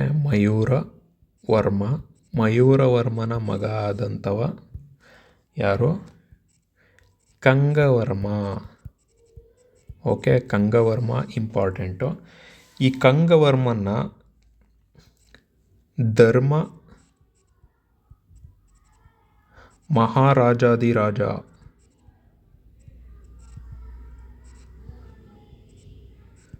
ಓಕೆ, ಧರ್ಮ ಮಹಾರಾಜಾಧಿರಾಜ ಅಂತ ಸಹ ಕರಿತಾ ಇದ್ರು. ಓಕೆ, ಇನ್ನೊಂದು ಇಂಪಾರ್ಟೆಂಟ್ ಪಾಯಿಂಟ್ ಏನಾಗುತ್ತೆ ಗೊತ್ತಾ, ಮಯೂರವರ್ಮ ಆಗ ಒಂದಷ್ಟು ಪ್ರದೇಶಗಳನ್ನ ಗೆದ್ದು ಅವನ ಅಂಡರಲ್ಲಿ ಇಟ್ಕೊಂಡಿದ್ದ. ಏನಂತ ಹೇಳಿದೆ, ಇಂಡಿಯಾ ಹೀಗಿದೆ ಅಂತ ಅಂದರೆ ಬನವಾಸಿಯಿಂದ ಕಂಚಿವರೆಗೂ, ಮಾಳ್ವಾಯಿಂದ ಗಯಾವರೆಗೂ ಇಷ್ಟು ರೀಜನ್ ಎಲ್ಲ ಕ್ಯಾಪ್ಚರ್ ಮಾಡ್ಕೊಂಡು ತನ್ನ ಅಂಡರಲ್ಲಿ ಇಟ್ಕೊಂಡಿದ್ದ. ಯಾವಾಗ ಮಯೂರವರ್ಮ ಸತ್ತೋಗ್ತಾನೆ, ಆ ಸತ್ತೋಗ್ತಿದ್ದಂಗೆನೆ ಅವನ ಸಾಮಂತ ರಾಜರು, ಅಂದರೆ ಅಶ್ವಮೇಧ ಯಾಗ ಮಾಡಿದಾಗ ನೋಡಪ್ಪ ನೀನೇ ಸ್ಟ್ರಾಂಗು, ನಾವೇನೋ ನಿನಗೆ ಕಪ್ಪ ಕಾಣಿಕೆ ನೀಡ್ಕೊಂಡು ಆರಾಮಾಗಿರ್ತೀವಿ ಅಂತ ಅಂತಿದ್ದವರು ಇಂಡಿಪೆಂಡೆನ್ಸ್ ಕೇಳೋದಕ್ಕೆ ಮುಂದಾಗ್ತಾರೆ. ನಾವೇ ಸ್ವತಂತ್ರವಾಗಿ ನಾವು ಆಳ್ವಿಕೆ ಮಾಡ್ಕೊಳ್ತೀವಿ, ಮಯೂರವರ್ಮ ಅವರು ಹೋಗೋರೆ, ನಿಮ್ಮ ಅವಶ್ಯಕತೆ ಏನಿಲ್ಲ, ಕದಂಬರ ಅವಶ್ಯಕತೆ ಇಲ್ಲ ಅಂತ ಹೇಳೋದಕ್ಕೆ ಮುಂದಾಗ್ತಾರೆ. ಹೀಗೆ ಸಾಮಂತರು ಒಬ್ರಿಗೊಬ್ಬರು ರೊಚ್ಚಿಗೆದ್ದು ಏನೋ ದಂಗೆ ಹೇಳ್ತಾರೆ. ಈ ಒಂದು ದಂಗೆನ ನಿಯಂತ್ರಿಸಿದಂತಹ ವ್ಯಕ್ತಿನೇ ಕಂಗವರ್ಮ. ಸೊ ಈ ಒಬ್ಬ ಕಂಗವರ್ಮ ಇಂಪಾರ್ಟೆಂಟ್ ಆಗ್ತಾನೆ. Okay, fine. ಅದಾದ ನಂತರ ನೆಕ್ಸ್ಟು ಕಂಗವರ್ಮ ಏನು ಮಾಡ್ತಾನೆ, ಇದು ಸಾಮಂತರು ಅಂದರೆ ಫ್ಯೂಡೇಟ್ರೀಸ್ ಅಂತ ಹೇಳ್ಬೋದು. ಓಕೆ, ಇಂಗ್ಲೀಷಲ್ಲಿ ನೋಡೋದಾದರೆ ಫ್ಯೂಡೇಟ್ರೀಸ್ ಅಂದರೆ ನಿಮ್ಮ ಒಂದು ಆಳ್ವಿಕೆ ಏನಿದೆ ಅದನ್ನು ನಾವು ಫಾಲೋ ಮಾಡ್ಕೊಂಡು ಹೋಗ್ತೀವಿ, ನಿಮಗೆ ಏನು ಬೇಕೋ ಕಪ್ಪ ಕಾಣಿಕೆ ನೀಡ್ಕೊಂಡು ಹೋಗ್ತೀವಿ, ನಿಮ್ಮ ಅಂಡರಲ್ಲೇ ಇರ್ತೀವಿ, ನಾವೇ ಇಂಡಿಪೆಂಡೆಂಟ್ ರೂಲರ್ಸ್ ಅಂತ ಎಲ್ಲೂ ನಾವು ಘೋಷಣೆ ಮಾಡ್ಕೊಳ್ಳೋದಕ್ಕೆ ಹೋಗಲ್ಲ ಅಂತ ಹೇಳ್ಕೊಂಡು ಇರ್ತಾರಲ್ಲ, ಅವರೇ ಸಾಮಂತರಾಜರು. ಓಕೆ, ಅವರ ವಿರುದ್ಧವಾಗಿ ಕಂಗವರ್ಮ ಗೆದ್ದು ಬರ್ತಾನೆ. ಸರಿ, ನೆಕ್ಸ್ಟ್ ಇನ್ನೊಂದು ಪಾಯಿಂಟ್ ಏನು ಅಂತ ಅಂದರೆ, ಅದೇ ಸಮಯದಲ್ಲಿ ವಾಕಟಕಾಸ್ ಅಂತ ಇರ್ತಾರೆ. ಓಕೆ, ವಾಕಟಕಾಸ್. ಸೊ ಡೆಕ್ಕನ್ ರೀಜನ್ ಏನಿರುತ್ತೆ, ಈ ರೀಜನ್ ಆಸ್ಪಾಸ್ ಅಂತ ಅಂದ್ಕೊಳ್ಳೋಣ. ಸೊ ಈ ರೀಜನ್ ಡೆಕ್ಕನ್ ಆಸ್ಪಾಸಲ್ಲಿದ್ದಂಥ ವಾಕಟಕಾಸು ಅವರ ರಾಜನಾದಂತಹ ವಿಂಧ್ಯಸೇನ ಅಂತ ಇರ್ತಾನೆ. ಓಕೆ, ಈ ವಿಂಧ್ಯಸೇನನ ವಿರುದ್ಧ ಸಹ ಯುದ್ಧ ಮಾಡೋದಕ್ಕೆ ಅಂತ ಹೋಗ್ತಾನೆ. ಸೊ ಅವನೇನೋ ಎಲ್ಲ ಸಾಮಂತರ ವಿರುದ್ಧ ಏನೋ ಯುದ್ಧ ಮಾಡ್ತಿದ್ದ, ಸಾಮಂತರ ದಂಗೆನ ಹೆಂಗೋ ತಡೆದುಬಿಟ್ಟ. ಅದೇ ಜೋಶಲ್ಲಿ ಏನು ಮಾಡ್ತಾನೆ, ನಮ್ಮ ಕಂಗವರ್ಮ ವಾಕಟಕ ರಾಜನಾದಂಥ ವಿಂಧ್ಯಸೇನನ ವಿರುದ್ಧ ಯುದ್ಧ ಮಾಡೋದಕ್ಕೆ ಹೋಗ್ತಾನೆ. ಬಟ್ ಅನ್ಫಾರ್ಚುನೇಟ್ಲಿ ಏನಾಗೋಗುತ್ತೆ, ಆ ಒಂದು ಯುದ್ಧದಲ್ಲಿ ಸೋತೋಗ್ತಾನೆ. ಯಾರು? ಕಂಗವರ್ಮ. ಈ ಸೋತಂಥ ಸಂದರ್ಭ ಅವನು ಕರ್ನಾಟಕ ಹೀಗಿದೆ ಅಂದರೆ ಮೇಲ್ ಪ್ರದೇಶ ಏನಿದೆ ಇದನ್ನೇ ಎಸ್ಪೆಷಲಿ ಕುಂತಳ ಪ್ರದೇಶ ಅಂತ ಹೇಳೋವಂಥದ್ದು. ಓಕೆ, ಸೊ ಈ ಕುಂತಳ ರೀಜನ್ ಏನಿದೆ ಇದನ್ನು ಸೋತು ಬಿಡ್ತಾನೆ. He lost. ಓಕೆ, ಏನೋ ಕಂಗವರ್ಮ ಕುಂತಳನ ಸೋತೋಗ್ತಾನೆ. ಇದು ನಮಗೆ ಎಲ್ಲಿ ಕಂಡು ಬರುತ್ತೆ ಅಥವಾ ಒಂದು ಡಿಸ್ಕ್ರಿಪ್ಷನ್ ಎಲ್ಲಿದೆ ಅಂತ ನೋಡೋದಾದರೆ, ಅಜಂತಾ ಕೇವ್ಸ್ ಅಂತ ಏನು ನೋಡ್ತೀವಿ, ಅಜಂತಾ ಎಲ್ಲೋರಾ ಕೇವ್ಸ್ ಎಲ್ಲಿರೋ ಅಂಥದ್ದು ಮಹಾರಾಷ್ಟ್ರ. ಸೊ ಅಜಂತಾ ಕೇವ್ಸಲ್ಲಿ ಅದರಲ್ಲಿ 16ನೇ ಕೇವು, 16th ಕೇವ್ ಏನಿದೆ ಅಲ್ಲಿ ಗುಹಾಶಾಸನ ಇದೆ. ಕೇವ್ ಇನ್ಸ್ಕ್ರಿಪ್ಷನ್ನು 16th ಕೇವಲ್ಲಿ ನಮಗೆ ಏನಂತ ಹೇಳುತ್ತೆ, Kangavarma last Kuntala region to ವಾಕಟಕ ruler ವಿಂಧ್ಯಸೇನ ಅಂತ ಮೆನ್ಷನ್ ಆಗುತ್ತೆ. ಓಕೆ, ಸೊ ಇದು ಇಂಪಾರ್ಟೆಂಟು. ಅಲ್ಲಿಗೆ ನಮಗೆ ಮಯೂರವರ್ಮ ಫಸ್ಟು, ಕಂಗವರ್ಮ ಸೆಕೆಂಡು, ನಂತರ ಬರೋ ಅಂಥವನು ಮೂರನೇವನು. ಸೊ ಇದಂತ 1 2 3ನೇವನು ಕಂಗವರ್ಮನ ಮಗ ಭಗೀರಥವರ್ಮ. ಭಗೀರಥ ರೀಸೆಂಟ್ ಮೂವಿ ಬೇರೆ ಬಂದಿತ್ತು ಅಲ್ವಾ. So fine. ಈಗ ಭಗೀರಥ, ಈ ಭಗೀರಥ ಆ್ಯಕ್ಚುಲಿ ಏನು ಮಾಡ್ತಾನೆ, ತನ್ನ ತಂದೆ ಸೋತಿರೋಂಥ ಕುಂತಳ ರೀಜನ್ ಏನಿದೆ ಇದನ್ನು ರೀಗೇನ್ ಮಾಡ್ತಾನೆ. ರೀಗೇನ್ಡ್ ಕುಂತಲ ರೀಜನು, ಇದು ಇವನು ಮಾಡಿದಂಥ ಒಂದು ಬೆಸ್ಟ್ ಏನೋ ಒಂದು ವಿಕ್ಟ್ರಿ ಅಂತ ಹೇಳ್ಬೋದು. ಓಕೆ, ರೀಸನ್ ಏನು ಅಂತಂದರೆ ಕುಂತಳ ನಾರ್ತ್ ಕರ್ನಾಟಕದ ಏನು ಬರುತ್ತೆ ಅದೆಲ್ಲ ಪ್ರದೇಶ ಅವನೇ ಮೇಯ್ನು ಮತ್ತೆ ಕ್ಯಾಪ್ಚರ್ ಮಾಡ್ಕೊಳ್ಳೋ ಅಂಥದ್ದು. Okay, fine. ಅದಾದ ನಂತರ ಇನ್ನೊಂದು ಪಾಯಿಂಟು, ಈ ಭಗೀರಥ ವರ್ಮನ್ನ ಒಂದು ಟೈಟಲ್ ಕೊಡ್ತಾರೆ. ಏನಂತ ಗೊತ್ತಾ, ಕದಂಬ ಕುಲ ಪ್ರಚನ್ನ ಜನ್ಮ. ಓಕೆ, ಕದಂಬಕುಲ ಪ್ರಚನ್ನ ಜನ್ಮ ಅಂತ ಒಂದು ಟೈಟಲ್ ಕೊಡ್ತಾರೆ. ಏನಿದ್ರ ಅರ್ಥ ಅಂತ ಅಂದರೆ, ಕಂಗವರ್ಮ ಸಾಮಂತ ರಾಜರುಗಳನ್ನ ದಂಗೆ ಏನೋ ತಡೆದ, ಬಟ್ ವಾಕಾಟಕ ದೊರೆಯಾದಂಥ ವಿಂಧ್ಯಸೇನನ ವಿರುದ್ಧ ಸೋತೋಗ್ತಾನೆ. ಕುಂತಳ ರೀಜನ್ನನ್ನು ಸೋತು ಬಿಡ್ತಾನೆ. ಅಂಥ ಸಮಯದಲ್ಲಿ ಇವನು ಎಕ್ಸೈಲಲ್ಲಿರ್ತಾನೆ. ಎಕ್ಸೈಲ್ ಇನ್ ದ ಸೆನ್ಸ್ ಏನೋ ಕಾಡಲ್ಲಿ ಅಲೆಮಾರಿ ಜೀವನ ನಡೆಸೋವಂಥದ್ದು. ರೀಜನ್ನು ಸೋತೋದ, ಅಲೆಮಾರಿ ಜೀವನ ನಡೆಸ್ತಾವನೆ. ಅಂಥ ಸಮಯದಲ್ಲಿ ಹುಟ್ಟಿದಂಥ ಮಗುನೇ ಭಗೀರಥ ವರ್ಮ. ಸೊ ಇದರ ಒಂದು ಪ್ರಚನ್ನ ಜನ್ಮ ಅಂತಂದರೆ ಯಾವುದೋ ಒಂದು ಅಪ್ಪ ಮರೆಯಾಗಿದ್ದ ಅಂಥ ಒಂದು ಸಮಯದಲ್ಲಿ ಹುಟ್ಟಿರೋವಂಥ ವ್ಯಕ್ತಿ ಅಂತ. ಓಕೆ, ಕದಂಬಕುಲ ಪ್ರಚನ್ನ ಜನ್ಮ ಅಂತ ಇವನ್ನ ಕರೆಯುವಂಥದ್ದು. ಇನ್ನು ಭಗೀರಥ ವರ್ಮ ಬಂದು ಇವನ ಕಂಟೆಂಪರರಿ, ಅಂದರೆ ಇವನ ಒಂದು ಸಮಯದಲ್ಲಿ ಇದ್ದಂಥ ರಾಜ, ನಾರ್ತಲ್ಲಿ ಗುಪ್ತಾಸ್ ಇರ್ತಾರೆ. ಓಕೆ, ಸೊ ಈ ಗುಪ್ತಾಸಿನ ಆಡಳಿತ ಮಾಡ್ತಿದ್ದಂಥ ಆಗಿನ ವ್ಯಕ್ತಿ ಬಂದು ಎರಡನೇ ಚಂದ್ರಗುಪ್ತ 2. ಓಕೆ, ಇವನನ್ನು ವಿಕ್ರಮಾದಿತ್ಯ ಅಂತ ಸಹ ಕರೀತಾರೆ. ಓಕೆ, ಸೊ ಇವನ ಸಮಯದಲ್ಲಿ ಅಥವಾ ಇವನ ಒಂದು ಆಡಳಿತದಲ್ಲಿ, ಇವನೊಂದು ಕೋರ್ಟಲ್ಲಿ ನವರತ್ನ ಕವಿಗಳು ಅಂತ ಇರ್ತಾರೆ. ಓಕೆ, 9 ಜನ ಕವಿಗಳು. ಅದರಲ್ಲಿ ಒಬ್ಬರಾದಂಥವರು ಕಾಳಿದಾಸ. ಕೆಲವರು ಕವಿರತ್ನ ಕಾಳಿದಾಸ ಅಂತಾರೆ, ಇನ್ನು ಕೆಲವರು ಇವರು ಕವಿರತ್ನ ಕಾಳಿದಾಸ ಅಲ್ಲ, ಎರಡನೇ ಕಾಳಿದಾಸ ಅಂತ ಅಂತಾರೆ. ಸೊ ಫೈನ್, ಒಬ್ಬರು ಕಾಳಿದಾಸ ಅಂತ ಇರ್ತಾರೆ. ಇವರನ್ನು ಅಂಬಾಸಿಡರ್ ಆಗಿ ಭಗೀರಥ ವರ್ಮನ ಆಸ್ಥಾನಕ್ಕೆ ಕಳಿಸ್ಕೊಡ್ತಾರೆ. ಹಾಗೆ ಕಳಿಸ್ಕೊಟ್ಟಂತಹ ಕಾಳಿದಾಸ ಇವರೇನು ಮಾಡ್ತಾರೆ, ಕೌಂತಳೇಶ್ವರ ಕೌತಳೆ ಒಂದೇ ಒಂದು ಸೆಕೆಂಡು, ಒಂದೊಂದು ಸಲ ಪ್ರನೌನ್ಸ್ ಮಾಡೋದಕ್ಕೂ ಆಗಲ್ಲ. ಕೌಂತಳೇಶ್ವರ ಅನ್ನೋ ಕೃತಿನ ಬರೀತಾರೆ. ಓಕೆ, ಕೌಂತಳೇಶ್ವರ, ಅದು ಇಂಗ್ಲೀಷಲ್ಲಿ ಹೇಳಿದ್ರು ಕೌಂತಳೇಶ್ವರ ಅಂತಲೇ. Okay fine. ಸೊ ಇಷ್ಟು ಪಾಯಿಂಟ್ಗಳು ಇಂಪಾರ್ಟೆಂಟ್ ಆಗುತ್ತೆ ವಿತ್ ರೆಸ್ಪೆಕ್ಟ್ ಟು ಯಾರು, ಭಗೀರಥ ವರ್ಮ. ಓಕೆ, ಇದಾದ ಮೇಲೆ ನೆಕ್ಸ್ಟು ಬರೋವಂಥದ್ದು ಭಗೀರಥ ವರ್ಮನ ಮಗ, ಅವನ ಹೆಸರು ರಘುಪತಿ ವರ್ಮ ಅಂತ. ರಘುಪತಿ ವರ್ಮ. ಓಕೆ, ಸೊ ರಘುಪತಿ ವರ್ಮಗೆ ಒಂದು ಟೈಟಲ್ ಇರುತ್ತೆ, ಏನಂತ, ಪರಶಿವ ಅಂತ. ಪರಶಿವ. ಓಕೆ, ಅದಾದ ನಂತರ ಇವನೇನು ಮಾಡ್ತಾನೆ, ಇವನು ಒಂದು ಇಂಪಾರ್ಟೆಂಟ್ ಏನು ಪಾಯಿಂಟು ಅಂತಂದರೆ, ಕದಂಬಾಸು ಮತ್ತು ಪಲ್ಲವಾಸು ಯಾವಾಗಲೂ ಯುದ್ಧದಲ್ಲಿ ತೊಡೆದಿರ್ತಾರೆ. ಯಾರೋ ಒಬ್ಬರು ಯುದ್ಧ ಮಾಡ್ತಾ ಇರ್ತಾರೆ ಅಷ್ಟೇ, ಅವ್ರಿಗೇನೋ ಯುದ್ಧ ಆಗ್ತಾ ಇರಬೇಕು. ಸೊ ಹೀಗೆ ಪಲ್ಲವರ ಮೇಲೆ ಯುದ್ಧ ಮಾಡೋವಂಥ ಸಮಯದಲ್ಲಿ ರಘುಪತಿ ವರ್ಮ ಬಂದು ತೀರ್ಕೊಳ್ತಾನೆ. ಹೀಗೆ ತೀರ್ಕೊಂಡಂಥ ಸಮಯದಲ್ಲಿ ಅವನಿಗೆ ಇನ್ನೂ ಮಕ್ಕಳಿರಲ್ಲ, ಗಂಡು ಮಕ್ಕಳಿರಲ್ಲ, ಎಸ್ಪೆಷಲಿ ಗಂಡು ಮಕ್ಕಳಿಲ್ಲ. ಓಕೆ, ಸೊ ರಘುಪತಿ ವರ್ಮ ಗಂಡು ಮಕ್ಕಳಿಲ್ಲ, ಯುದ್ಧದಲ್ಲಿ ತೀರ್ಕೊಂಬಿಟ್ಟವನೆ. ಈಗ ಭಗೀರಥ ವರ್ಮನ ಇನ್ನೊಬ್ಬ ಮಗ ಇರ್ತಾನೆ, ಅವನೇ ಕಕುತ್ಸ ವರ್ಮ. ಕಕುತ್ಸ ವರ್ಮ ಅಂದರೆ ರಘುಪತಿ ವರ್ಮ ಏನಿರ್ತಾನೆ ಅವನ ತಮ್ಮ.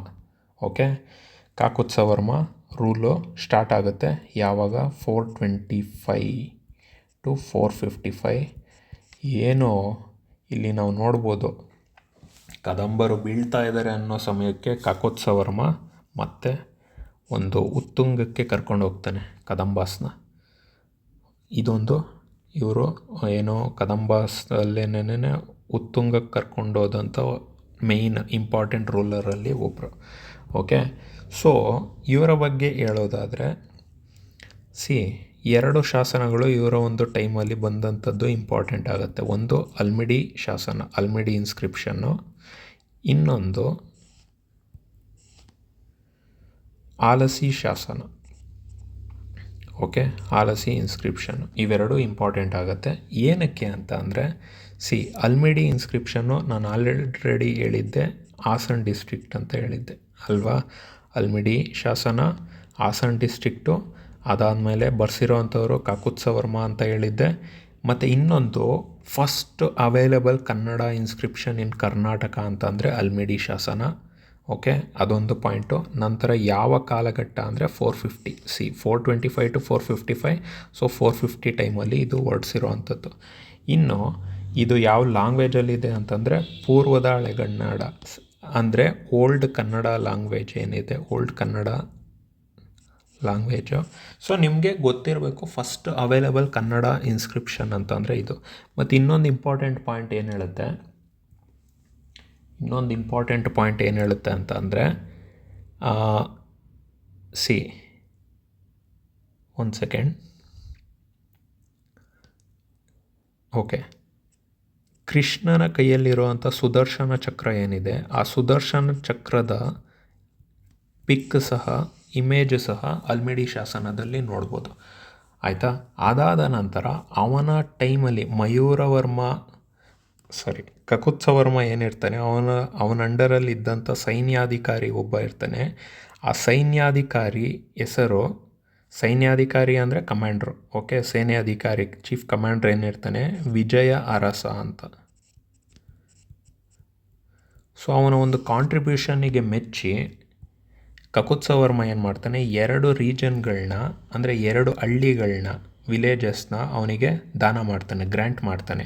ಆ 2 ಹಳ್ಳಿಗಳೇನೆ ಪಲ್ಮಿಡಿ ಮತ್ತು ಮುಳಿವಳ್ಳಿ ಅಂತ.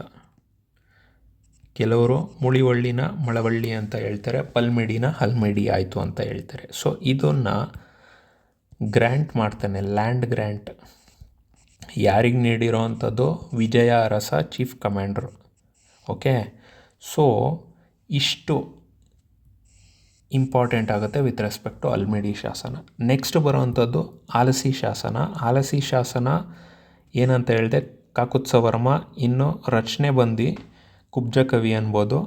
ಅದಾದ ನಂತರ ಇದರಲ್ಲಿ ಏನೊಂದು ಇಂಪಾರ್ಟೆಂಟ್ ಪಾಯಿಂಟ್ ಇದೆ ಅಂತ ಅಂದರೆ, ಕಕುತ್ಸವರ್ಮನ ಸಮಯದಲ್ಲಿ ಸಂಸ್ಕೃತ ಏನು ನಾವು ಅಡ್ಮಿನಿಸ್ಟ್ರೇಷನ್ ಲ್ಯಾಂಗ್ವೇಜು 2 ಇತ್ತು ಅಂತಂದಿದ್ದೆ, ಪ್ರಾಕೃತ ಮತ್ತು ಸಂಸ್ಕೃತ್ ಅಂತಂದಿದ್ದೆ. ಕನ್ನಡ ಲ್ಯಾಂಗ್ವೇಜು ಸಹ ಆ್ಯಡ್ ಮಾಡ್ತಾರೆ 3ನೇ ಲ್ಯಾಂಗ್ವೇಜ್ ಆಗಿ, ಅಡ್ಮಿನಿಸ್ಟ್ರೇಷನ್ ಲ್ಯಾಂಗ್ವೇಜ್ ಆಗಿ ಕನ್ನಡನ ಇನ್ಕ್ಲೂಡ್ ಮಾಡ್ತಾರೆ. ಅದು ಎಲ್ಲಿ, ಆಲಸಿ ಶಾಸನದಲ್ಲಿ ನಾವು ನೋಡ್ಬೋದು. ಓಕೆ, ಸೊ ಇನ್ನು ಆಲಸಿ ಬಂದು ಎಲ್ಲಿದೆ ಅಂತ ಅಂದೆ, ಬೆಳಗಾವಿ ಅಂತ ಹೇಳಿದೆ. Okay, fine. ನಂತರ ಕದಂಬ, ಓಕೆ, ಇನ್ನೊಂದು 3ನೇ ಶಾಸನ ಬರುತ್ತೆ. 3ನೇ ಶಾಸನ ಬಂದು ಇವನು ಟೈಮಲ್ಲಿ ಬಂದಿದ್ದಲ್ಲ, ಬಟ್ ತಾಳಗುಂದ ಶಾಸನ ಅಂತ ಏನಿದೆ, ಈ ತಾಳಗುಂದ ಶಾಸನದಲ್ಲಿ ಕಕುತ್ಸವರ್ಮನ ಬಗ್ಗೆ ಒಂದಷ್ಟು ಅವನಿಗೆ ಸಿಕ್ಕಿರೋಂಥ ಟೈಟಲ್ಗಳನ್ನ ಎಕ್ಸ್ಪ್ಲೇನ್ ಮಾಡ್ತಾರೆ. ಓಕೆ, ಏನಂತ ಹೇಳ್ತಾರೆ, ಕಕುತ್ಸವರ್ಮನ ಕದಂಬ ಕುಟುಂಬ ಕುಲಭೂಷಣ ಅಂತ ಹೇಳ್ತಾರೆ. ಕದಂಬ ಕುಟುಂಬ ಕುಲಭೂಷಣ ಮತ್ತು ಕೀರ್ತಿ ಸೂರ್ಯ. ಅದಾದ ನಂತರ ಅನರ್ಘ್ಯರತ್ನ. ಸೊ ಈ 3 ಟೈಟಲ್ಗಳನ್ನ ನೀಡ್ತಾರೆ ಯಾರಿಗೆ, ಕಕುತ್ಸವರ್ಮನಿಗೆ. ಓಕೆ, ಅವನಿಗೆ ಸಿಕ್ಕಿರೋವಂಥ ಬಿರುದುಗಳು ಯಾವುವು ಅಂತಂದರೆ ಕದಂಬ ಕುಟುಂಬ ಕುಲಭೂಷಣ, ಕೀರ್ತಿ ಸೂರ್ಯ, ಅನರ್ಘ್ಯರತ್ನ. ಯಾರು ಅಂತಂದರೆ ಕಕುತ್ಸವರ್ಮ, ತಾಳಗುಂದ ಶಾಸನದಲ್ಲಿ ಮೆನ್ಷನ್ ಆಗಿರುವಂಥದ್ದು. ಇಷ್ಟು ಇಂಪಾರ್ಟೆಂಟ್ ಆಗುತ್ತೆ. ಓಕೆ, ನಂತರ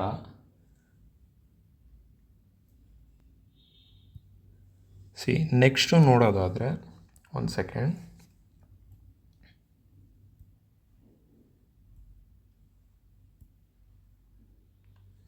ಫೈನ್. ಸೊ ನೆಕ್ಸ್ಟ್ ಇನ್ನೊಂದು ಪಾಯಿಂಟ್ ಏನು ಗೊತ್ತಾ, ಈಗ ಕಕುತ್ಸವರ್ಮ ಅಧಿಕಾರದಲ್ಲಿದ್ದಾನೆ, ಅವನು ಹೆವಿ ಪವರ್ಫುಲ್ಲು. ಸೊ ಅವನೇನು ಮಾಡ್ತಾನೆ, ಎಸ್ಪೆಷಲಿ ಅವನು ಅಥವಾ ಅವನ ಜೊತೆ ಇದ್ದಂಥ ಸರಿಸಮಾನವಾಗಿ ಆಳ್ವಿಕೆ ಮಾಡ್ತಿದ್ದಂಥ ರಾಜರುಗಳು ಅಯ್ಯೋ ಬಿಡಪ್ಪ ಇವ್ರ ಜೊತೆ ಯುದ್ಧ ಮಾಡೋದು ಯಾಕೆ, ನಾವು ಸೋಲೋದು ಯಾಕೆ, ಅಧಿಕಾರಗಳನ್ನ ಕಳ್ಕೊಳ್ಳೋದು ಯಾಕೆ ಅಂತ ಅಂದ್ಬಿಟ್ಟು ಮ್ಯಾಟ್ರಿಮೋನಿಯಲ್ ಅಲಯನ್ಸಸ್ಸಿಗೆ ಮುಂದಾಗ್ತಾರೆ. ಅಂದರೆ ವಿವಾಹ ಸಂಬಂಧಗಳು. ಮದುವೆ ಮಾಡಿಬಿಟ್ರೆ ನಮ್ಮ ಮಗ ಅಥವಾ ಮಗಳು ಆ ಒಂದು ರಾಜ್ಯದಲ್ಲಿದ್ದಾರೆ, ನಾವು ಯುದ್ಧ ಮಾಡೋದು ಬೇಡ ಅಂತ ಅಂದ್ಬಿಟ್ಟು ಸ್ಟಾಪ್ ಮಾಡ್ತಾರೆ ಅಲ್ವಾ. ಸೊ ಆ ಒಂದು ನಿಟ್ಟಿನಲ್ಲಿ ಇವನೇನು ಮಾಡ್ತಾನೆ, ಮ್ಯಾಟ್ರಿಮೋನಿಯಲ್ ಅಲಯನ್ಸಸ್, ವಿವಾಹ ಸಂಬಂಧಗಳ ಮುಖಾಂತರ ಬೇರೆ ಒಂದು ರಾಜ್ಯಗಳ ಜೊತೆ ಸಂಬಂಧ ಬೆಸೀತಾ ಹೋಗ್ತಾನೆ. ಸೊ ಅಂಥ ಇದರಲ್ಲಿ ನೋಡೋದಾದರೆ ಫಸ್ಟು ಗುಪ್ತರು, ಆ ಸಮಯದಲ್ಲಿ ಇದ್ದಂಥವ್ರು ಗುಪ್ತರು ಏನಿರ್ತಾರೆ ಅದರಲ್ಲಿ ಸ್ಕಂದಗುಪ್ತ ಅಂತ ಇರ್ತಾನೆ. ಚಂದ್ರಗುಪ್ತ 2 ಏನಿರ್ತಾನೆ ಅವನ ಮಗನಾದಂಥ ಸ್ಕಂದಗುಪ್ತ. ಆ ಸ್ಕಂದಗುಪ್ತನಿಗೆ ತನ್ನ ಮೊದಲನೇ ಮಗಳನ್ನು ಕೊಟ್ಟು ಮದುವೆ ಮಾಡಿಕೊಡ್ತಾನೆ. ಓಕೆ, ನಂತರ ಡೆಕ್ಕನ್ನಲ್ಲಿದ್ದಂಥ ವಾಕಟಕಾಸ್, ನಾವಾಗಲೇ ಏನು ನೋಡಿದ್ವಿ, ವಿಂಧ್ಯ ಸೇನನ ವಿರುದ್ಧ ಏನು ಕುಂತಳ ರೀಜನ್ನು ಸೋತಿದ್ರು, ಅದಾದಮೇಲಿಂದ ಭಗೀರಥ ವರ್ಮ ಪಡ್ಕೊಂಡ. ಸೊ ಇಲ್ಲಿ ವಾಕಟಕ ರೀಜನ್ ಅವ್ರ ಜೊತೆ ಇನ್ನೊಂದು ಮಗಳು ಅಜಿತ ಭಟ್ಟಾರಿಕೆ ಅಂತ, ಎರಡನೇ ಮಗಳ ಹೆಸರು ಅಜಿತ ಭಟ್ಟಾರಿಕೆ, ಇವರನ್ನು ಕೊಟ್ಟು ಮದುವೆ ಮಾಡಿಕೊಡೋದು. ಯಾರಿಗೆ? ನರೇಂದ್ರ ಸೇನ ಅಂತ. ಓಕೆ, ನಂತರ ಮೂರನೆಯವರು ಅಲೂಪರು, ಅಲೂಪ ಕಿಂಗ್ಡಮ್ಮು. ಇದರಲ್ಲಿ ರಾಜನಾದಂಥ ಪಶುಪತಿಗೆ ತನ್ನ ಮೂರನೇ ಮಗಳು ಲಕ್ಷ್ಮಿ ಅಂತ ಇವ್ರನ್ನ ಕೊಟ್ಟು ಮದುವೆ ಮಾಡಿಕೊಡ್ತಾರೆ. ನಾಲ್ಕನೇ ಮಗಳು ಗಂಗಾ ಡೈನೆಸ್ಟಿ. ಇದರಲ್ಲಿ ನಾಲ್ಕನೇ ಮಗಳನ್ನ ಕೊಟ್ಟು ಮದುವೆ ಮಾಡ್ತಾರೆ. ನಂತರ ಇಲ್ಲಿ ಮ್ಯಾಟ್ರಿಮೋನಿಯಲ್ ಅಲಯನ್ಸ್ ಮುಖಾಂತರ ಏನು ಕಾಕುತ್ಸ ವರ್ಮ ಏನೋ ತನ್ನ ಒಂದು ರೂಲ್ನ ಚೆನ್ನಾಗಿ ನಿಭಾಯಿಸ್ತಾ ಹೋಗ್ತಾನೆ. ಆದರೆ ಅದಾದ ನಂತರ ಕಾಕುತ್ಸ ವರ್ಮನ ಗಂಡು ಮಕ್ಕಳಿರ್ತಾರೆ. ಯಾರ್ಯಾರು? ಶಾಂತಿವರ್ಮ. ಓಕೆ, ಶಾಂತಿವರ್ಮ. ನಂತರ ಎರಡನೇವನು ಕೃಷ್ಣವರ್ಮ. ಅದಾದ ಮೇಲೆ ಮೂರನೇವನು ಕುಮಾರವರ್ಮ. ಸೊ ಶಾಂತಿವರ್ಮ, ಕೃಷ್ಣವರ್ಮ, ಕುಮಾರವರ್ಮ, 3 ಜನ ಕಾಕುತ್ಸವರ್ಮನ ಮಕ್ಕಳು. ಇಲ್ಲಿ ಏನು ಕಾಕುತ್ಸವರ್ಮ ಸಾವನ್ನಪ್ತಾನೆ. ಅಪ್ಪಿದ ನಂತರ ಆ್ಯಸ್ ಪರ್ ರೂಲ್ ಏನಪ್ಪ, ಹಿರಿಮಗ, ಮೊದಲ ಗಂಡು ಹಿರಿಮಗ ಏನಿದ್ದಾನೆ ಅವನು ರಾಜ್ಯಭಾರ ಮಾಡಬೇಕು. ಸೊ ಆ್ಯಸ್ ಪರ್ ಏನೋ ಒಂದು ಪದ್ಧತಿ ಅಥವಾ ಒಂದು ಟ್ರೆಡಿಷನ್ ಪ್ರಕಾರ ಕದಂಬರ ಕ್ಯಾಪಿಟಲ್ ಯಾವುದು? ಬನವಾಸಿ. ಸೊ ಬನವಾಸಿ ಕ್ಯಾಪಿಟಲ್ ಆಗಿಟ್ಕೊಂಡು ಶಾಂತಿವರ್ಮ ರೂಲ್ನ ಸ್ಟಾರ್ಟ್ ಮಾಡ್ತಾನೆ. ಅದಾದ ಮೇಲೆ ಏನಾಗುತ್ತೆ, ಕೃಷ್ಣವರ್ಮ ಮತ್ತು ಕುಮಾರವರ್ಮ ದಂಗೆ ಎದ್ದೇಳ್ತಾರೆ. ಲೈಕ್ ನನಗೆ ಸಿಗಬೇಕಾಯ್ತು, ಅಪ್ಪ ನೋಡಿದ್ರೆ ನಿಂಗೆ ಕೊಟ್ಬಿಟ್ಟವನೆ, ನನಗೆ ರೀಜನ್ ಬೇಕು, ನಿನಗೆ ರೀಜನ್ ಬೇಕು ಅಂತ 3 ಜನ ಕಿತ್ತಾಡ್ಕೊಳ್ಳೋದಕ್ಕೆ ಶುರು ಮಾಡ್ತಾರೆ. ಓಕೆ, ಸೊ ಇಲ್ಲಿ ನಾವು ನೋಡೋದಾದರೆ ಶಾಂತಿವರ್ಮನ ಸಮಯದಲ್ಲಿ ಓಕೆ ಶಾಂತಿಯಿಂದ ಇತ್ತು. ಆದರೆ ಆ ಶಾಂತಿ ಅಶಾಂತಿಯಾಗಿ ಮರುಕಳಿಸುತ್ತೆ. ಈ ಅಶಾಂತಿ ಆದಾಗ ಓಕೆ ನಮ್ಮ ಶಾಂತಿವರ್ಮ ಏನು ಮಾಡ್ತಾನೆ, ಬನವಾಸಿ ಶಾಖೆ ಅಂದರೆ ಬನವಾಸಿ ಡಿವಿಷನ್ ಅನ್ಬೋದು, ಕದಂಬ ಡೈನೆಸ್ಟಿ 3 ಭಾಗ ಆಗುತ್ತೆ, 3 ಶಾಖೆ ಆಗುತ್ತೆ. ಓಕೆ, ಬನವಾಸಿಯಿಂದ ಶಾಂತಿವರ್ಮ ರೂಲ್ ಮಾಡೋದಕ್ಕೆ ಸ್ಟಾರ್ಟ್ ಮಾಡ್ತಾನೆ. ಅದಾದ ನಂತರ ಕದಂಬಾಸು 3 ಭಾಗ ಆಗಿ ಇನ್ನು 2ನೇ ಭಾಗ ಬಂದು ಯಾರೋ 1ನೇ ಕೃಷ್ಣವರ್ಮ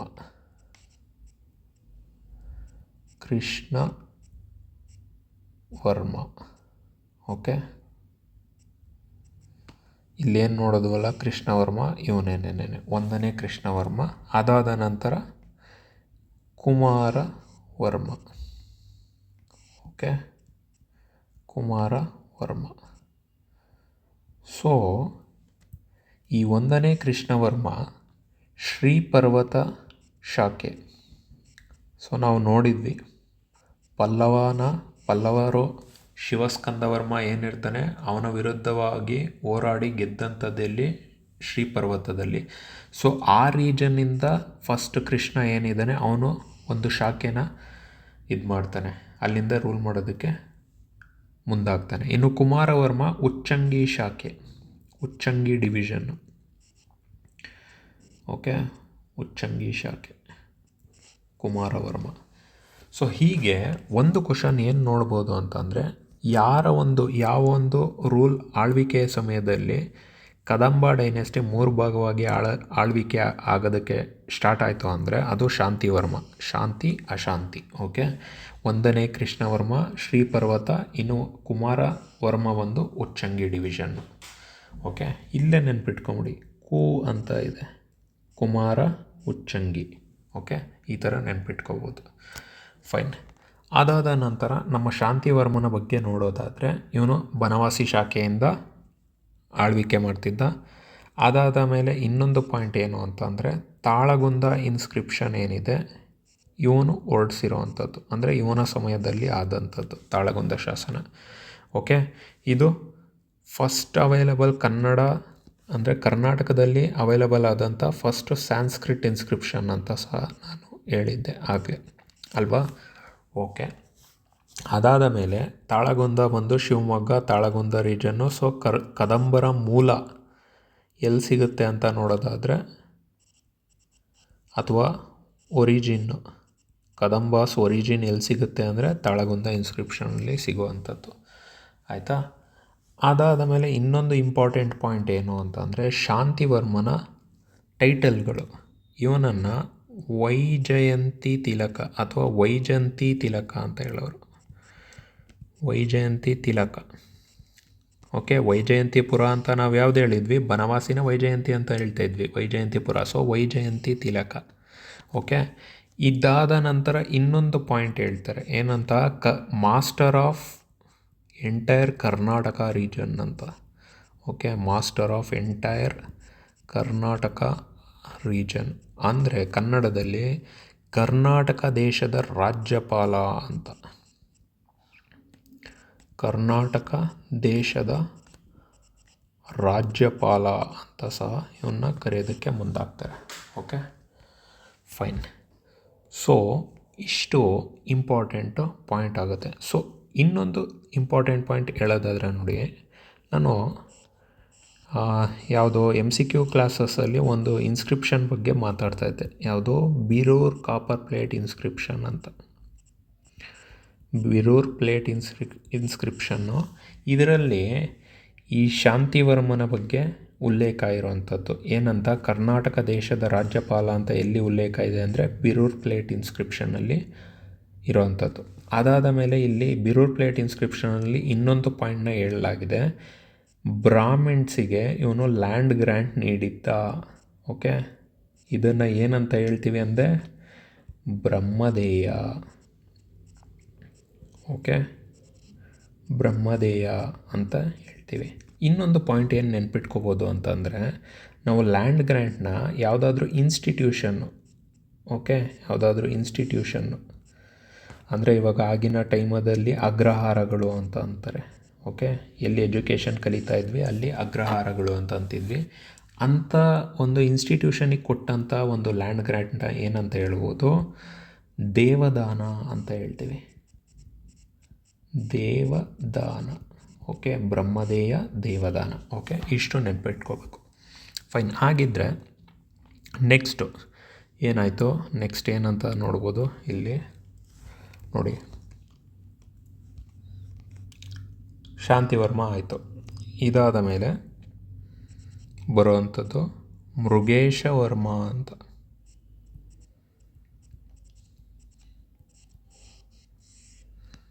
ಓಕೆ, ಮೃಗೇಶವರ್ಮ ಇವನು ಸಹ ಒಬ್ಬ ಒಳ್ಳೆ ರೂಲರ್ ಅಂತ ಹೇಳ್ಬೋದು.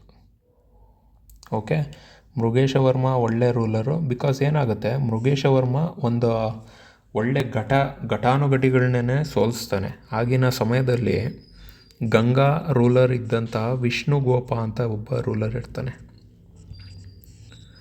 ವಿಷ್ಣುಗೋಪ ಅನ್ನೋ ಒಬ್ಬ ರೂಲರ್ ಇರ್ತಾನೆ, ಅವನನ್ನು ಸೋಲಿಸ್ತಾನೆ.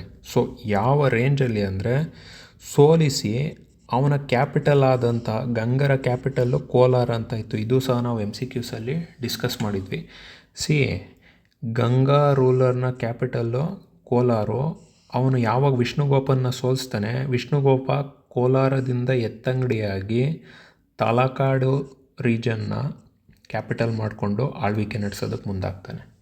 Okay, Kolar to Talakadu capital ಯಾರ ಒಂದು ಸಮಯದಲ್ಲಿ ಶಿಫ್ಟ್ ಆಗಿದ್ದು ಅಂತ ನೋಡೋದಾದರೆ ಅದು ಮೃಗೇಶ ವರ್ಮನ ಸಮಯದಲ್ಲಿ.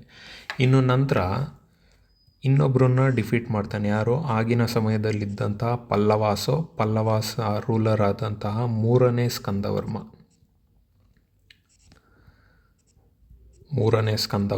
ಇವನನ್ನು ಸಹ ಸೋಲಿಸ್ತಾನೆ. ಅದಾದ ಮೇಲೆ ಮ್ಯಾಟ್ರಿಮೋನಿಯಲ್ ಅಲಯನ್ಸ್, ವಿವಾಹ ಸಂಬಂಧ ನೋಡ್ಬೋದು. ಏನು? ಕೇಕಯ ರಾಜ ಅಂತ, ಕೇಕಯ ವಂಶ ಅಂತ ಒಂದಿರುತ್ತೆ, ಸಣ್ಣ ಒಂದು ಸಾಮಂತರ ರಾಜರುಗಳು. ಸೊ ಇದರಲ್ಲಿ ಕೇಕಯ ಅವರ ಮನೆತನದಲ್ಲಿ ಹುಟ್ಟಿರೋ ಅಂಥ ಒಬ್ಬರು ಪ್ರಭಾವತಿ ಅಂತ, ಇವರನ್ನು ಸಹ ವಿವಾಹ ಆಗುವಂಥದ್ದು ಮ್ಯಾಟ್ರಿಮೋನಿಯಲ್ ಅಲಯನ್ಸು. ಸೊ ದಟ್ ಅವರ ಜೊತೆ ಯಾವುದೇ ರೀತಿಯಾದಂಥ ಮುಂದೆ ಜಗಳ ಮತ್ತೊಂದು ಆಗದಲೇ ಇರಲಿ ಅಂತ. ಓಕೆ, ಇನ್ನೊಂದು ಇಂಪಾರ್ಟೆಂಟ್ ಪಾಯಿಂಟ್ ಏನು ಅಂತಂದರೆ, ಮೃಗೇಶ ವರ್ಮ ಬಂದು ಮೂಲತಃ ಇವನು ವೈಷ್ಣವಿಸಮ್ನ ಫಾಲೋ ಮಾಡ್ತಾ ಇರ್ತಾನೆ. ಓಕೆ, ವೈಷ್ಣವಿಸಮ್ ಆದರೂ ಸಹ ಇವನು ಜೈನಿಸಮಿಗೆ ಒಳ್ಳೆ ಕಾಂಟ್ರಿಬ್ಯೂಷನ್ ನೀಡ್ತಾ ಹೋಗ್ತಾನೆ. ಒಳ್ಳೊಳ್ಳೆ ಏನು ಲ್ಯಾಂಡ್ ಗ್ರ್ಯಾಂಟ್ ನೀಡೋದಿರ್ಬೋದು, ಅದಾದ ಮೇಲೆ ಲಿಟ್ರೇಚರ್ ಪರವಾಗಿ ಅವನು ಒಂದು ಇದಿರ್ಬೋದು. ಸೊ ಒಟ್ಟಿನಲ್ಲಿ ಇವನೊಂದು ಜೈನಿಸಮ್ಗೋಸ್ಕರ ಅವನು ಮಾಡೋವಂಥ ಕಾಂಟ್ರಿಬ್ಯೂಷನ್ಗಳನ್ನೆಲ್ಲ ನೋಡಿ ಜೈನ್ ಮಾಂಕ್ಸ್ಗಳು ಇವನ್ನ ಏನಂತ ಕರೀತಾರೆ? ಪರಮ ಬ್ರಾಹ್ಮಣ ಅಂತ ಕರೀತಾರೆ. ಓಕೆ, ಪರಮ ಬ್ರಾಹ್ಮಣ.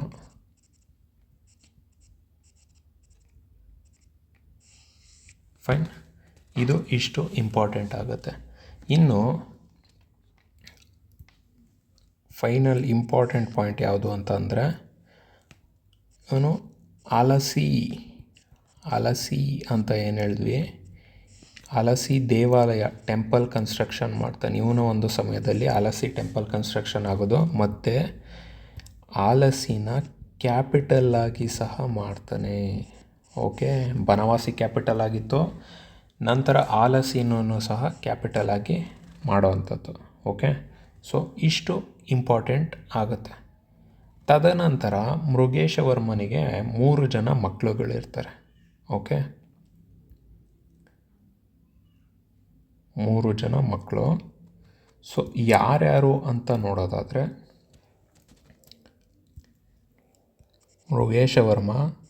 ಮೃಗೇಶವರ್ಮನಿಗೆ 3 ಜನ ಮಕ್ಕಳು. ಒಂದು ರವಿವರ್ಮ, ಓಕೆ, ಎರಡನೇವನು ಭಾನುವರ್ಮ, ನಂತರ ಮೂರನೇವನು ಶಿವಾತಿವರ್ಮ. ಸೊ ಇಲ್ಲೇನಾಗುತ್ತೆ, ಮೃಗೇಶವರ್ಮ, ರವಿವರ್ಮ, ಮೃಗೇಶವರ್ಮ ಏನಾಗ್ತಾನೆ, ಯಾವುದೋ ಒಂದು ಯುದ್ಧದಲ್ಲೋ ಏನೋ ತೀರೋಗ್ತಾನೆ. ಓಕೆ, ತೀರಿ ಹೋದ ಅಂಥ ಸಮಯದಲ್ಲಿ ಆ್ಯಸ್ ಪರ್ ಟ್ರೆಡಿಷನ್ ಏನಂತ ಹೇಳಿದ್ದಿದ್ದು, ರವಿವರ್ಮನಿಗೆ ಪಟ್ಟ ಕಟ್ಟಬೇಕಾಗಿತ್ತು. ಆದರೆ ಅಂಥ ಸಮಯದಲ್ಲಿ ಇವನಿನ್ನೂ ಅಪ್ರಾಪ್ತ. ಓಕೆ, ಇನ್ನೂ ಸಣ್ಣ ಯುವಕ. Okay, young boy. ಸೊ ಇವನಿಗೆ ಒಂದು ರಾಜ್ಯಭಾರ ಏನು ಎತ್ತ ಅವೆಲ್ಲ ಗೊತ್ತಿಲ್ಲ. ಇಂಥ ಸಮಯದಲ್ಲಿ ಇದೇ ಸಮಕರ ಒಂದು ಕಾಂಟೆಂಪ್ರರಿ ಟೈಮಲ್ಲಿ ಇತ್ತ ಉಚ್ಚಂಗಿ ಶಾಖೆಯ ಸಂಸ್ಥಾಪಕ ಯಾರು ಅಂತ ಹೇಳಿದ್ದಿದ್ದು ಕುಮಾರವರ್ಮ ಅಲ್ವಾ? ಕುಮಾರವರ್ಮನ ಮಗನಾದಂಥ ಮಾಂಧಾತೃವರ್ಮ ಅಂತ ಇರ್ತಾನೆ. ಮಾಂಧಾತೃವರ್ಮ. ಓಕೆ, ಸೊ ಇಲ್ಲಿ ರವಿವರ್ಮ ಇನ್ನೂ ಚಿಕ್ಕವನು. ಸೊ ಅದಕ್ಕೇನು ಮಾಡ್ತಾರೆ, ಮಾಂಧಾತೃವರ್ಮನ್ನ ಬನವಾಸಿ ದೇಶಕ್ಕೆ ರಾಜನಾಗಿ ನೇಮಕ ಮಾಡ್ತಾರೆ. ಇವನು ಬನವಾಸಿ ದೇಶನ ಆಳ್ವಿಕೆ ಮಾಡ್ತಾ ಹೋಗ್ತಾನೆ. ಸೊ ವಿಪರ್ಯಾಸ ಏನಾಗುತ್ತೆ, ಮಾಂಧಾತೃವರ್ಮನಿಗೆ ಮಕ್ಕಳಿರಲ್ಲ. ಓಕೆ, ಮಕ್ಕಳಿಲ್ಲ. ಇತ್ತ ಬನವಾಸಿ ದೇಶನ ಆಳ್ವಿಕೆ ಮಾಡ್ತಾವನೆ. ಆಳ್ವಿಕೆ ಮಾಡೋವಂಥ ಸಮಯದಲ್ಲಿ ಒಂದು 5 ವರ್ಷ ಆಳ್ವಿಕೆ ಮಾಡ್ತಾನೆ. 480 485 5 ವರ್ಷ ಆಳ್ವಿಕೆ ಮಾಡಿದ ನಂತರ ಇವನೂ ಸಹ ತೀರ್ಕೊಂಡ. ಅದಾದ ನಂತರ ಏನು, ಇತ್ತ ರವಿವರ್ಮ ಅಪ್ರಾಪ್ತ ವಯಸ್ಸಿನಾಗಿದ್ದವನು ಯುವಕನಾಗಿರ್ತಾನೆ. ಇವಾಗ ಇವನಿಗೆ ರಾಜ್ಯಾಭಿಷೇಕನೂ ಸಹ 485ರಲ್ಲಿ ಆಗೋಗುತ್ತೆ. ಆದರೆ ಈ ಕಡೆ ಮಾಂಧಾತೃವರ್ಮ ಉಚ್ಚಂಗಿ ದೇಶದಲ್ಲಿದ್ದಂಥವನು, ಇವನು ಮಾಂಧಾತೃವರ್ಮನಿಗೆ ಯಾವುದೇ ರೀತಿಯಾದಂಥ ಮಕ್ಕಳಿಲ್ಲ. ಅಲ್ಲಿಗೆ ಉಚ್ಚಂಗಿ ಶಾಖೆ ನಿಂತು ಹೋಗುತ್ತೆ. ಓಕೆ, ಮುಂದೆ ಯಾವುದೇ ಗಂಡು ಮಕ್ಕಳಿಲ್ಲ. ಸೊ ಅಲ್ಲಿಗೆ ಉಚ್ಚಂಗಿ ಶಾಖೆ ಮುಗ್ದೋಗುತ್ತೆ. ಸೊ ಉಚ್ಚಂಗಿ ಶಾಖೆ ನೋಡಿದ್ದು ಬರೀ ಇಬ್ಬರು ರೂಲರ್ಸ್ಗಳು ಮಾತ್ರ. ಯಾರು? ಕುಮಾರವರ್ಮ ಫಸ್ಟ್ ರೂಲರು, ಮಾಂಧಾತೃವರ್ಮ ಲಾಸ್ಟ್ ರೂಲರು. ಓಕೆ, ಇದು ಇಂಪಾರ್ಟೆಂಟ್ ಪಾಯಿಂಟು. ನಂತರ ಇಲ್ಲಿ ರವಿವರ್ಮ ಆಳ್ವಿಕೆ ಶುರುವಾಗುತ್ತೆ. ಓಕೆ, ರವಿವರ್ಮ ಆಳ್ವಿಕೆ ಶುರು ಮಾಡ್ತಾನೆ. ರವಿವರ್ಮ ಓಕೆ 485ಇಂದ 519ವರೆಗೂ ಆಳ್ವಿಕೆ ನಡೆಸ್ತಾನೆ. ಇವನು ಯಾರ ಮಗ ಅಂತ ಅಂದಿದ್ದು? ಮೃಗೇಶವರ್ಮನ ಮಗ. 3 ಜನ ಮಕ್ಕಳಿದ್ದಿದ್ದು, ಅದರಲ್ಲಿ ಹಿರಿಯವನು. ಓಕೆ, ಅದಾದ ಮೇಲೆ ಇವನು ಸಹ ಒಬ್ಬ ಒಳ್ಳೆಯ ರೂಲರು. ಯಾರೋ ಶ್ರೀಪರ್ವತ ಶಾಖೆ ಇರೋವಂಥದ್ದು. ಶ್ರೀಪರ್ವತ ಶಾಖೆ ಅಲ್ವಾ? ಉಚ್ಚಂಗಿ ಶಾಖೆ ಅಲ್ಲಿಗೆ ಮುಗ್ದೋಯ್ತು. ಬನವಾಸಿ ಶಾಖೆ, ಶ್ರೀಪರ್ವತ ಶಾಖೆ, ಅದಾದ ನಂತರ ಉಚ್ಚಂಗಿ ಶಾಖೆ. ಉಚ್ಚಂಗಿ ಶಾಖೆ ಕುಮಾರವರ್ಮನೋ ಹೋದ. ಇವನಾದ ನಂತರ ಬರುವಂಥ ಮಾಂಧಾತೃವರ್ಮ ಸಹ ಹೋದ. ಉಚ್ಚಂಗಿ ಶಾಖೆ ಅಲ್ಲಿಗೆ ಮುಗೀತು. ಉಳಿದಿರೋವಂಥದ್ದು ಶ್ರೀಪರ್ವತ ಶಾಖೆ. ಇವರಿಬ್ಬರ ಮಧ್ಯೆ ಏನು ಫ್ಯಾಮಿಲಿ ಕದನ ಅಂತ ಹೇಳ್ಬೋದು, ಫ್ಯಾಮಿಲಿ ಫೈಟು. ಅದರಲ್ಲಿ ಶ್ರೀಪರ್ವತದಲ್ಲಿದ್ದಂಥ ರೂಲರು ವಿಷ್ಣು ಶರ್ಮ ಅಂತ ಇರ್ತಾನೆ. ವಿಷ್ಣು ಶರ್ಮ ಯಾರೋ ರವಿವರ್ಮ ಅವನ ಸಮಯಕ್ಕಿದ್ದಂಥವನು ವಿಷ್ಣು ಶರ್ಮ. ಇವರಿಬ್ಬರ ಮಧ್ಯೆ ಯುದ್ಧ ನಡೆಯುತ್ತೆ. ಯುದ್ಧ ನಡೆದಾಗ ರವಿವರ್ಮ ಗೆಲ್ತಾನೆ. ಅದಾದ ನಂತರ ನೆಕ್ಸ್ಟು ಗಂಗಾಸು. ಇವರ ವಿರುದ್ಧವಾಗೂ ಅವನೀತ ಅಂತ ಒಬ್ಬ ಕಿಂಗ್ ಇರ್ತಾನೆ. ಅವನ ವಿರುದ್ಧನೂ ಸಹ ಗೆಲ್ತಾನೆ. ಅದಾದ ಮೇಲೆ ವಾಕಟಕಾಸ್. ಏನಾಗ್ತಾ ಇದೆ ನೋಡಿ, ಇದರಿಂದ ಮೃಗೇಶವರ್ಮ ಏನು ಮಾಡಿದ್ದ, ಅವನು ಸಹ ಎಲ್ಲರನ್ನೂ ಸೋಲ್ಸ್ಕೊಂಬಂದಿದ್ದ. ಅದಕ್ಕಿಂತ ಮುಂಚೆ ಇದ್ದವರು ಏನು ಮಾಡಿದರು, ಮ್ಯಾಟ್ರಿಮೋನಿಯಲ್ ಅಲಯನ್ಸ್ ಅಂತೆಲ್ಲ ಹೋಗಿದ್ರು. ಬಟ್ ಅದರ ನೆಕ್ಸ್ಟ್ ಜನ್ರೇಷನ್ ಬರ್ತಾ ಅವ್ರು ಏನು ಮಾಡಿದ್ರು, ತಿರುಗಿ ಬಿದ್ದರು. ಯಾವ ಮ್ಯಾಟ್ರಿಮೋನಿಯಲ್ ಅಲಯನ್ಸು ಇಲ್ಲ, ಏನಿಲ್ಲ, ನಮಗೇನೇನೋ ದೇಶ ಬೇಕು, ನಾನು ಕ್ಯಾಪ್ಚರ್ ಮಾಡ್ಕೊಳ್ತೀನಿ ಅಂತ ಅಂದ್ಕೊಂಡು ಯುದ್ಧ ಮಾಡಿಕೊಂಡು ಅವರು ಮುಂದಾಗುವಂಥದ್ದು. ಓಕೆ, ಸೊ ಹೀಗೆ ಸಾಗ್ತಾ ಬರುತ್ತೆ. ರವಿವರ್ಮನೂ ಅದಾದ ಮೇಲೆ ಕಡೆಗೆ ಬನವಾಸಿ ದೇಶವನ್ನು ಆಳುವಂಥ ದೊರೆಗಳನ್ನ ನೋಡೋದಾದರೆ, ಈ ಕಡೆ ಕದಂಬಾಸ್ ಇರ್ತಾರೆ. ಆ್ಯಕ್ಚುಲಿ ಏನಾಗ್ತಾ ಇರ್ತಾರೆ, ಅದೇ ಸಮಯಕ್ಕೆ ಈ ಕಡೆ ಚಾಲುಕ್ಯರು ಪೈಪೋಟಿ. ನಾವು ಆಳ್ವಿಕೆ ಮಾಡಬೇಕಪ್ಪ, ನೀವು ಇಷ್ಟು ವರ್ಷ ಆಳ್ವಿಕೆ ಮಾಡಿದ್ದೀರಾ ಅಂತ ಈ ಕಡೆ ಚಾಲುಕ್ಯರು ಎದ್ದೇಳ್ತಾ ಇರ್ತಾರೆ. ಓಕೆ, ಹಾಗೆ ನೋಡೋದಾದರೆ ಈ ಕಡೆ ಕದಂಬಾಸು ಡಿಕ್ಲೈನ್ ಆಗ್ತಾ ಹೋಗಿದ್ರೆ ಚಾಲುಕ್ಯಾಸು ರೈಸ್ ಆಗ್ತಾ ಹೋಗುತ್ತೆ ಇವ್ರ ಪವರು. ಓಕೆ, ಸೊ ಅದರಲ್ಲಿ ಏನು, ಎರಡನೇ ಕೃಷ್ಣವರ್ಮ ಅಂತ ಹೇಳ್ಬೋದು. ಈ ಕಡೆ ಕೃಷ್ಣವರ್ಮ ಸೆಕೆಂಡ್ನ ಈ ಕಡೆ ಫಸ್ಟ್ ಪುಲಕೇಶಿ ಸೋಲಿಸ್ತಾನೆ.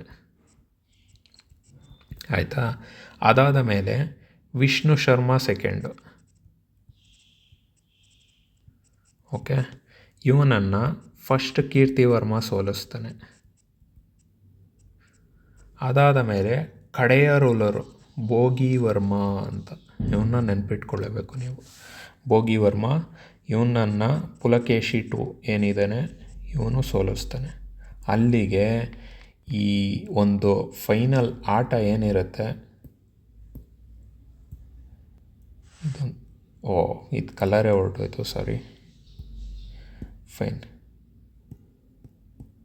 ಇಲ್ಲಿ ನೋಡ್ಬೋದು, ಇಲ್ಲಿಗೆ ಏನೋ ಒಂದು ಫೈನಲ್ ಆಟ ಮುಗಿಯುತ್ತೆ. ಓಕೆ, ಅಲ್ಲಿಗೆ ನಮ್ಮ ಒಂದು ಏನೋ ಕದಂಬ ಇತಿಹಾಸ, ರಾಜರುಗಳು ಹೇಗೆ ಸ್ಟಾರ್ಟ್ ಆಯಿತು, ಯಾರಿಂದ ಎಂಡ್ ಆಯಿತು ಅಂತ ನಾವು ನೋಡ್ಕೊಂಡ್ವಿ ಅಲ್ವಾ. ಸ್ಟಾರ್ಟ್ ಆಗಿದ್ದು ಮಯೂರವರ್ಮ ಆದ. ಅದಾದ ಮೇಲೆ ಒಂದಷ್ಟು ರಾಜರುಗಳು ಬಂತು ಅಲ್ವಾ. ಅವನ ಮಗ ಇವನ ಮಗ ಇವರಿಂದೆ ಅವರಿಂದೆ ಎಲ್ಲ ಕಿತ್ತಾಡಿಕೊಂಡು ಹೊಡೆದಾಡಿಕೊಂಡು ಶಾಂತಿವರ್ಮನ ಟೈಮಲ್ಲಿ ಅಶಾಂತಿ ಉಂಟಾಗಿ 3 ಭಾಗ ಆಗಿ ಶ್ರೀಪರ್ವತ ಮತ್ತು ಉಚ್ಚಂಗಿ ಶಾಖೆ ಅಂತೆಲ್ಲ ಡಿವೈಡ್ ಆಗಿ ಕಡೆಗೆ ಉಚ್ಚಂಗಿ ಶಾಖೆನೂ ಸಹ ಮಗನಿಲ್ದೆ ಮಾಂಧಾತೃವರ್ಮನ ಮಗನಿಲ್ದಲೇ ಏನೋ ಉಚ್ಚಂಗಿ ಶಾಖೆ ಮುಗಿದೋಗುತ್ತೆ. ಇತ್ತ ಬನವಾಸಿ ಮತ್ತು ಶ್ರೀಪರ್ವತ ಶಾಖೆ ಮಧ್ಯೆ ಯುದ್ಧ, ಕಡೆಗೆ ಬನವಾಸಿ ಒಂದು ಉಳ್ಕೊಳ್ಳುತ್ತೆ. ಆ ಬನವಾಸಿಯಲ್ಲೂ ಕಡೆಯ ದೊರೆ ಭೋಗಿವರ್ಮನಿಂದ ಸೆಕೆಂಡ್ ಪುಲಕೇಶಿ ಡಿಫೀಟ್ ಆಗಿ ಸೊ ಏನೋ ಇದು ಸಹ ಅಲ್ಲಿಗೆ ಕದಂಬ ಡೈನೆಸ್ಟಿ ಮುಗಿದು ಹೋಗುತ್ತೆ. ಇದಾದ ಮೇಲೆ ಏನೋ ಚಾಲುಕ್ಯರು ಪದೇ ಪದೇ ಪದೇ ಹೀಗೆ ಯುದ್ಧ ಮಾಡಿ ಮಾಡಿ ಕದಂಬರನ್ನು ಅಸ್ತಿತ್ವ ಇಲ್ದಲೇ ಇರೋ ಥರ ಮಾಡಿಬಿಡ್ತಾರೆ. ಸೊ ಕದಂಬರು ಏನಾಗೋಗ್ತಾರೆ, ಚೆಲ್ಲಾಪಿಲ್ಲಿ ಆಗೋಗ್ತಾರೆ, ಅತ್ತ ಇತ್ತ ಸ್ಪ್ರೆಡ್ ಆಗೋಗ್ತಾರೆ. ಇದು ಇಂಡಿಯಾ ಹೀಗಿದೆ ಅಂದರೆ ಈ ರೀಜನ್ನಿಂದ ಎಲ್ಲ ಕಡೆ ಸ್ಪ್ರೆಡ್ ಆಗೋಗ್ತಾರೆ ಅವರು, ಸ್ವಲ್ಪ ಜನ. ಓಕೆ, ಹಾಗೆ ನೋಡೋದ್ರಲ್ಲಿ ಹಾನಗಲ್ ಕದಂಬರು ಅಂತ ಸಹ ಒಂದು ಸಣ್ಣ ಸಾಮಂತ ರಾಜರಾಗಿ ಉಗಮ ಆಗುತ್ತೆ. ಇದನ್ನು ಚಟ್ಟಯ್ಯ ದೇವ ಅನ್ನೋನು ಸಂಸ್ಥಾಪನೆ ಅಂದರೆ ಫೌಂಡ್ ಮಾಡೋವಂಥದ್ದು. ಚಟ್ಟಯ್ಯ ದೇವ, ಹಾನಗಲ್ ಕದಂಬಾಸು ಅಥವಾ ಗೋವಾ ಕದಂಬಾಸ್, ಗೋವಾದಲ್ಲೂ ಸಹ ಕದಂಬ ಸಣ್ಣದೊಂದು ಸ್ಥಾನ ತಗೊಳ್ಳುತ್ತೆ. ಅದನ್ನು ಸ್ಥಾಪನೆ ಮಾಡಿದಂಥವನು ಜಯಂತ ಅಂತ. ನಂತರ ಚಂದಾವರ ಕದಂಬಾಸು, ಇವರು ಇದನ್ನು ಸ್ಥಾಪನೆ ಮಾಡಿದವನು ಯಾರು ಅಂತ ಗೊತ್ತಿಲ್ಲ. ಓಕೆ, ಸೊ ಹೀಗೆ ಇವರೆಲ್ಲ ಏನಾದರೂ ಬೇರೆ ಒಂದು ರಾಜರ ಅಧೀನದಲ್ಲಿದ್ದರು, ಫ್ಯೂಡೇಟರೀಸ್ ಆಗಿದ್ದರು. ಯಾರ ಸಮಯ ಅಂದರೆ ಕಲ್ಯಾಣಿ ಚಾಲುಕ್ಯರು, ಇವರ ಒಂದು ಅಧೀನದಲ್ಲಿದ್ದಂಥವ್ರು ಇವರೆಲ್ಲ. ಓಕೆ, ಅವರ ಒಂದು ಅಧೀನ ಅಥವಾ ಫ್ಯೂಡೇಟರೀಸ್ ಅಥವಾ ಸಾಮಂತ ರಾಜರು ಅಂತ ಏನು ಹೇಳ್ತೀವಿ. ಸೊ ಹೀಗೆ ನೋಡಿ, ಈ ಭೋಗಿವರ್ಮನಿಂದ ಎಂಡಾದಂಥ ಒಂದು ಕದಂಬ ಡೈನೆಸ್ಟಿ ನಂತರ ಅಧೀನರಾಗಿ ಕಾಣಿಸ್ಕೊಳ್ತಾರೆ. ಎಲ್ಲಿವರೆಗೂ ಅಂದರೆ 11ನೇ ಸೆಂಚುರಿವರೆಗೂ, 11th ಸೆಂಚುರಿವರೆಗೂ ಕಾಣಿಸ್ಕೊಳ್ಳೋ ಅಂಥದ್ದು. ಓಕೆ, ಸೊ ಇಷ್ಟು ಇಂಪಾರ್ಟೆಂಟ್ ಆಗುತ್ತೆ. ಫೈನ್. ಸೊ ಇಲ್ಲಿಗೆ ನಮ್ಮ ಏನು ಒಂದು historical journey with respect to Kadambas end ಆಗುತ್ತೆ.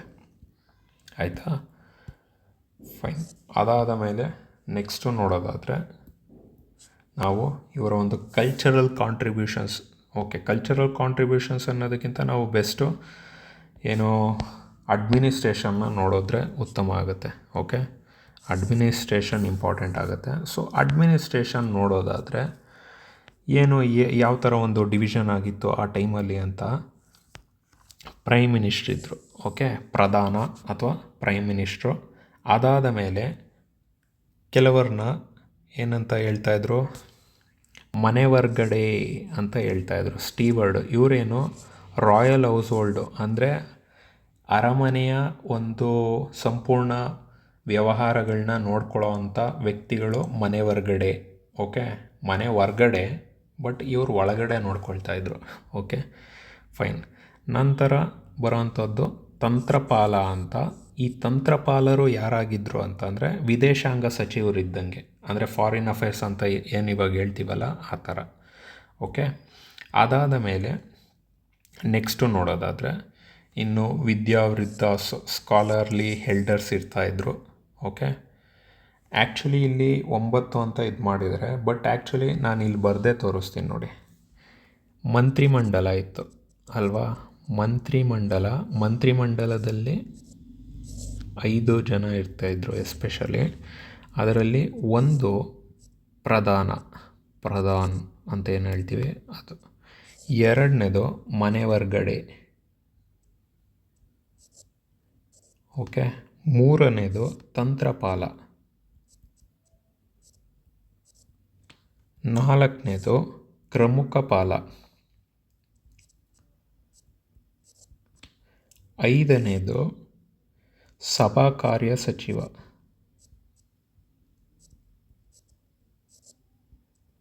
ಓಕೆ, ಸೊ ಇವರ ಮೇಯ್ನ್ ಉದ್ದೇಶ ಅಥವಾ ಒಂದು ಕಾರ್ಯಗಳೇನಾಗಿತ್ತು, ಪ್ರಧಾನಮಂತ್ರಿ ಮೇಯ್ನ್.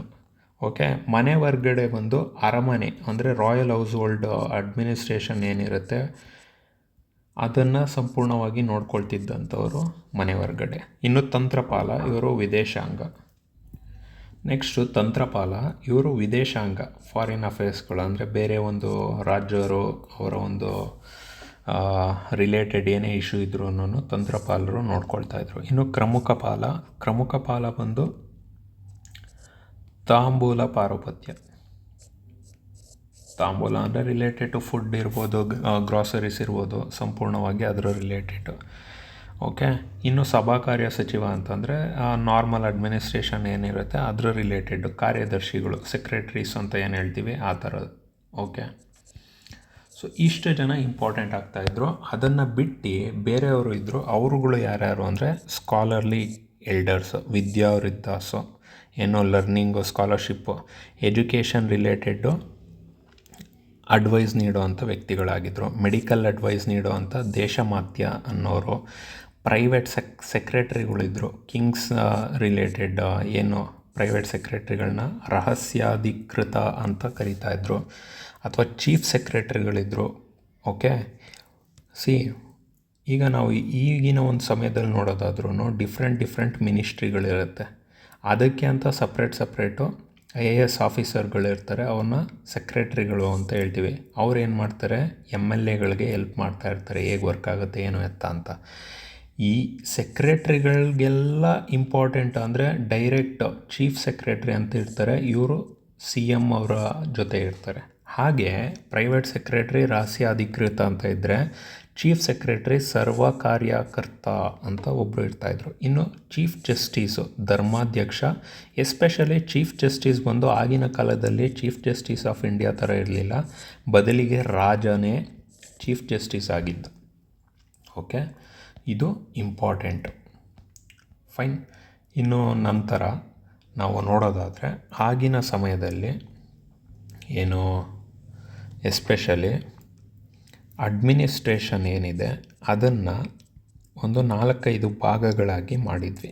ಓಕೆ, ಏನು ಅಂತ ಅಂದರೆ, ಈಗ ಒಂದು ಕಿಂಗ್ಡಮ್ ಅಲ್ವಾ, ಈ ಕಿಂಗ್ಡಮ್ನ ಸಂಪೂರ್ಣವಾಗಿ ರಾಜನೇ ಎಲ್ಲ ಕಡೆ ಕೂತ್ಕೊಂಡು ಪ್ರತಿಯೊಂದು ಹಳ್ಳಿಗೂ ಹೋಗಿ, ಇವಾಗ ಅಸ್ಯೂಮ್ ಮಾಡಿ ಬನವಾಸಿ ಇಲ್ಲಿದೆ ಸೆಂಟ್ರು, ಇಲ್ಲಿ ಯಾವುದೋ ಒಂದು ಹಳ್ಳಿಯಲ್ಲಿ ಏನೋ ತೊಂದರೆ ಆಯಿತು ಅಂದರೆ ಇವನು ಅಲ್ಲೋಗಿ ಏನು ತೊಂದರೆ ಎತ್ತ ಅಂತ ತಿಳ್ಕೊಳ್ಳೋದಕ್ಕಾಗತ್ತಾ? ಸಾಧ್ಯನೇ ಇಲ್ಲ. ಇವಾಗ ಫಾರ್ ಎಕ್ಸಾಂಪಲ್ ಈಗಿರೋವಂಥ ಒಂದು ಪ್ರೆಸೆಂಟ್ ಟೈಮಲ್ಲಿ ಇಂಡಿಯಾನೇ ಅಂದ್ಕೊಳ್ಳಿ, ಡೆಲ್ಲಿಯಲ್ಲಿ ಕೂತಿರೋವಂಥ ಪ್ರೈಮ್ ಮಿನಿಸ್ಟ್ರಿಗೆ ಇಲ್ಲಿ ಬೆಂಗಳೂರಲ್ಲಿ ಯಾವುದೋ ಒಂದು ಹಳ್ಳಿ ಇದೆ ಅಂತ ಅಂದರೆ, ಅಲ್ಲಿ ಏನೋ ಒಂದು ಇಶ್ಯೂ ಇದೆ ಅಂತ ಅಂದರೆ ಅದು ಅವರಿಗೆ ಹೇಗೆ ಗೊತ್ತಾಗುತ್ತೆ?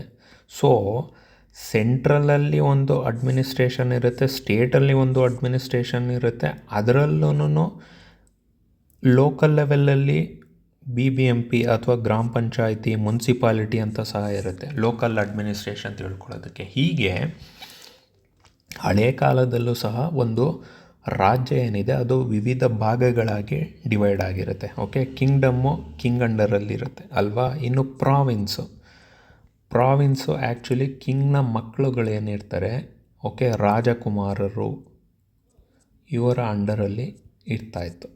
ಓಕೆ, ಇದರ ಕೆಳಗಡೆ ನಾಡು ಅಂತ ಡಿವೈಡ್ ಆಗ್ತಾಯಿತ್ತು ಪ್ರಾವಿನ್ಸು. ಇದು ಅಧಿಕಾರಿಗಳ ಅಂಡರಲ್ಲಿ ಇರ್ತಾಯಿತ್ತು.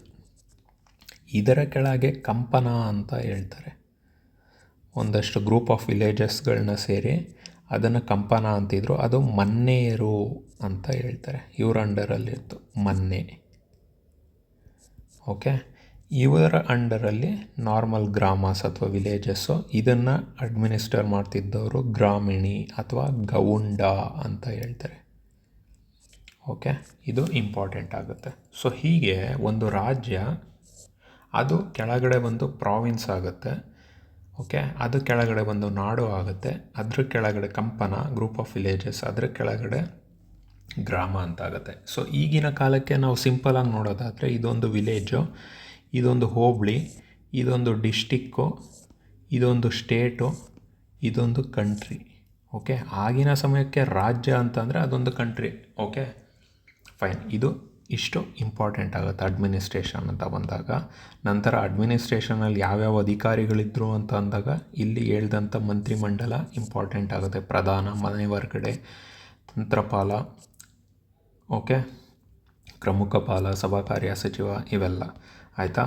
ಅದಾದ ನಂತರ ನೆಕ್ಸ್ಟು ನೋಡಿ, ಇವರ ಸಮಯದಲ್ಲಿ taxation system.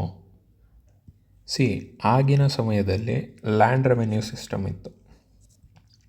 Okay, land revenue ಕೊಡಬೇಕಾಗಿತ್ತು, ಭೂ ತೆರಿಗೆ ಅಂತ ಏನು ಹೇಳ್ತೀವಿ ಅದು. ಸೊ ಇವಾಗ ನೀವು ಅಸ್ಯೂಮ್ ಏನೋ ಒಂದು ಬೆಳೆದಿದ್ದೀರಾ ಅಲ್ವಾ, ಏನೋ ಒಂದು ಬೆಳೆದಿದ್ದೀರಾ ಅಥವಾ ಏನೋ ಒಂದು ಪ್ರೊಡ್ಯೂಸ್ ಮಾಡಿದ್ದೀರಾ ಅಂತಂದರೆ ಅದರಿಂದ ಬರೋವಂಥ ಲಾಭದಲ್ಲಿ 1/6, 1/6 ಏನಿದೆ ಅದನ್ನು ಕಿಂಗಿಗೆ ನೀಡಬೇಕಾಯಿತು, ರಾಜನಿಗೆ. ಏನೋ ಇದೊಂದು ಪದ್ಧತಿ, ಟ್ರೆಡಿಷ್ನಲ್ ಶೇರು, 1/6 ರಾಜಂಗೆ ಕೊಡೋ ಅಂಥದ್ದು. ಇದನ್ನು ಏನಂತ ಕರೀತಾಯಿದ್ರು ಅಂದರೆ ಭಾಗ ಅಂತ ಕರೀತಾಯಿದ್ರು, ಭಾಗ ಅಂತ ಕರೀತಾಯಿದ್ರು. ಓಕೆ, ಸೊ ಇದನ್ನು ಯಾರು ಕಲೆಕ್ಟ್ ಮಾಡ್ತಾಯಿದ್ರು ಅಂತಂದರೆ ಹಳ್ಳಿಗಳಲ್ಲಿದ್ದಂಥ ಏನು ಹೆಡ್ಮೆನ್ಗಳು, ಓಕೆ, ಅಧ್ಯಕ್ಷರು, ಹಳ್ಳಿ ಅಧ್ಯಕ್ಷರು ಅಥವಾ ಹಳ್ಳಿಯಲ್ಲಿರೋವಂಥ ಪ್ರಮುಖ ವ್ಯಕ್ತಿ, ಅವ್ರನ್ನ ಏನಂತ ಇದ್ವಿ ಅಂದಿದ್ದು ಗ್ರಾಮಿಕ ಅಥವಾ ಗ್ರಾಮಿಣಿ ಅಥವಾ ಗೌಂಡ ಅಂತ ಕರೀತಾ ಇದ್ದಿದ್ದು. Okay, fine. ಇದಾದ ನಂತರ ಒಂದಷ್ಟು ಟ್ಯಾಕ್ಸ್ಗಳನ್ನ ನಾವು ನೋಡ್ತೀವಿ. ಏನಂತ, ಪೆರ್ಜುಂಕ, ಇದು ಎಕ್ಸಾಮ್ಗಳಲ್ಲಿ ಕೇಳ್ತಾರೆ.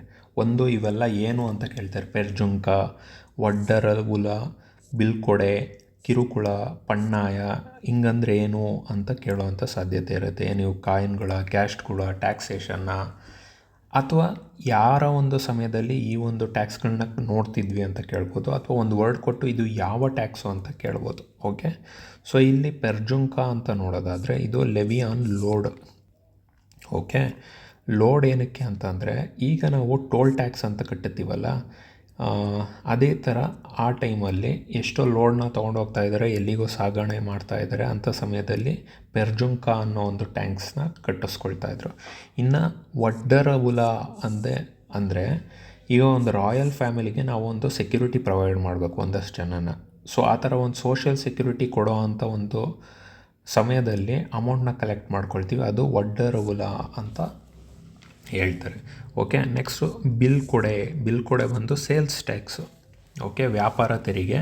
ಇನ್ನು ಕಿರುಕುಳ ಅಂತಂದರೆ ಇದು ಲ್ಯಾಂಡ್ ಟ್ಯಾಕ್ಸು, ಆ್ಯಕ್ಚುಲಿ ಸಾಗಾಣಿಕೆ ತೆರಿಗೆ ಅಂತ ಹೇಳ್ಬೋದು ಇದು. ಓಕೆ, ಸಾಗಾಣಿಕೆ. ಇನ್ನು ಪಣ್ಣಾಯ ಬಂದು ಸ್ಪೆಸಿಫಿಕ್ಕಾಗಿ ಬಿಟಲ್ ಟ್ಯಾಕ್ಸ್ ಅಂತ ಹೇಳ್ಬೋದು, ಎಲೆ ಅಡಿಕೆ ಅದ್ರ ಮೇಲೆ ಆಗ್ತಿದ್ದಂಥದ್ದು ಪಣ್ಣಾಯ ಅಂತ. ಓಕೆ, ಇಷ್ಟು ಇಂಪಾರ್ಟೆಂಟ್ ಆಗುತ್ತೆ. ಫೈನ್. ಇದಾದ ನಂತರ ನಾವು ಕಾಯಿನ್ಸ್ನ ನೋಡ್ಬೋದು. Coin minting ಆಗ್ತಾಯಿದ್ದು. ಓಕೆ, ಎಲ್ಲೆಲ್ಲಿ ಅಂತಂದರೆ ಅದು minted a large number of interesting coins with Nagari script, Kannada script, Grantha. Okay, gold ಕಾಯಿನ್ಸ್ಗಳು ಸಿಗ್ತಾಯಿದ್ವು. ಓಕೆ, ಮೆಜಾರಿಟಿ ಯಾವುದು ಅಂತಂದರೆ ಗೋಲ್ಡ್ ಕಾಯಿನ್ಸು ಸಿಕ್ಕಿರೋವಂಥದ್ದು. ಇನ್ನು ಕಾಪರ್ ಕಾಯಿನ್ಸ್ಗಳು ಸಹ ಇತ್ತು. ಓಕೆ, ಅದಾದ ಮೇಲೆ Kadamba coins are generally known as Padmatankas. Okay, Padmatanka ಅಂದರೆ ಏನು ಅಂತ ಕೇಳ್ಬೋದು, ಅದು coin. Okay, lotus coins. Due to the central symbol on the ಅಬ್ಸರ್ವ್ of most being the lotus ಅಂತ ಇಲ್ಲಿ ಕಾಣುತ್ತೆ ಅಲ್ವಾ. ಮೇಜರು ಇಲ್ಲಿ ಮಧ್ಯದಲ್ಲಿ ಲೋಟಸ್ ಇರುತ್ತೆ, ಇದು ಗೋಲ್ಡ್ ಕಾಯಿನು. ಓಕೆ, ಹೀಗೆ ಗೋಲ್ಡ್ ಕಾಯಿನು ಬೇರೆ ಹೆಸರುಗಳಿಂದನೂ ಸಹ ಇಲ್ಲಿ ಯೂಸ್ ಮಾಡ್ತಾಯಿದ್ರು, ಏನು ಪಣ ಅಥವಾ ಹಣ ಅಂತ.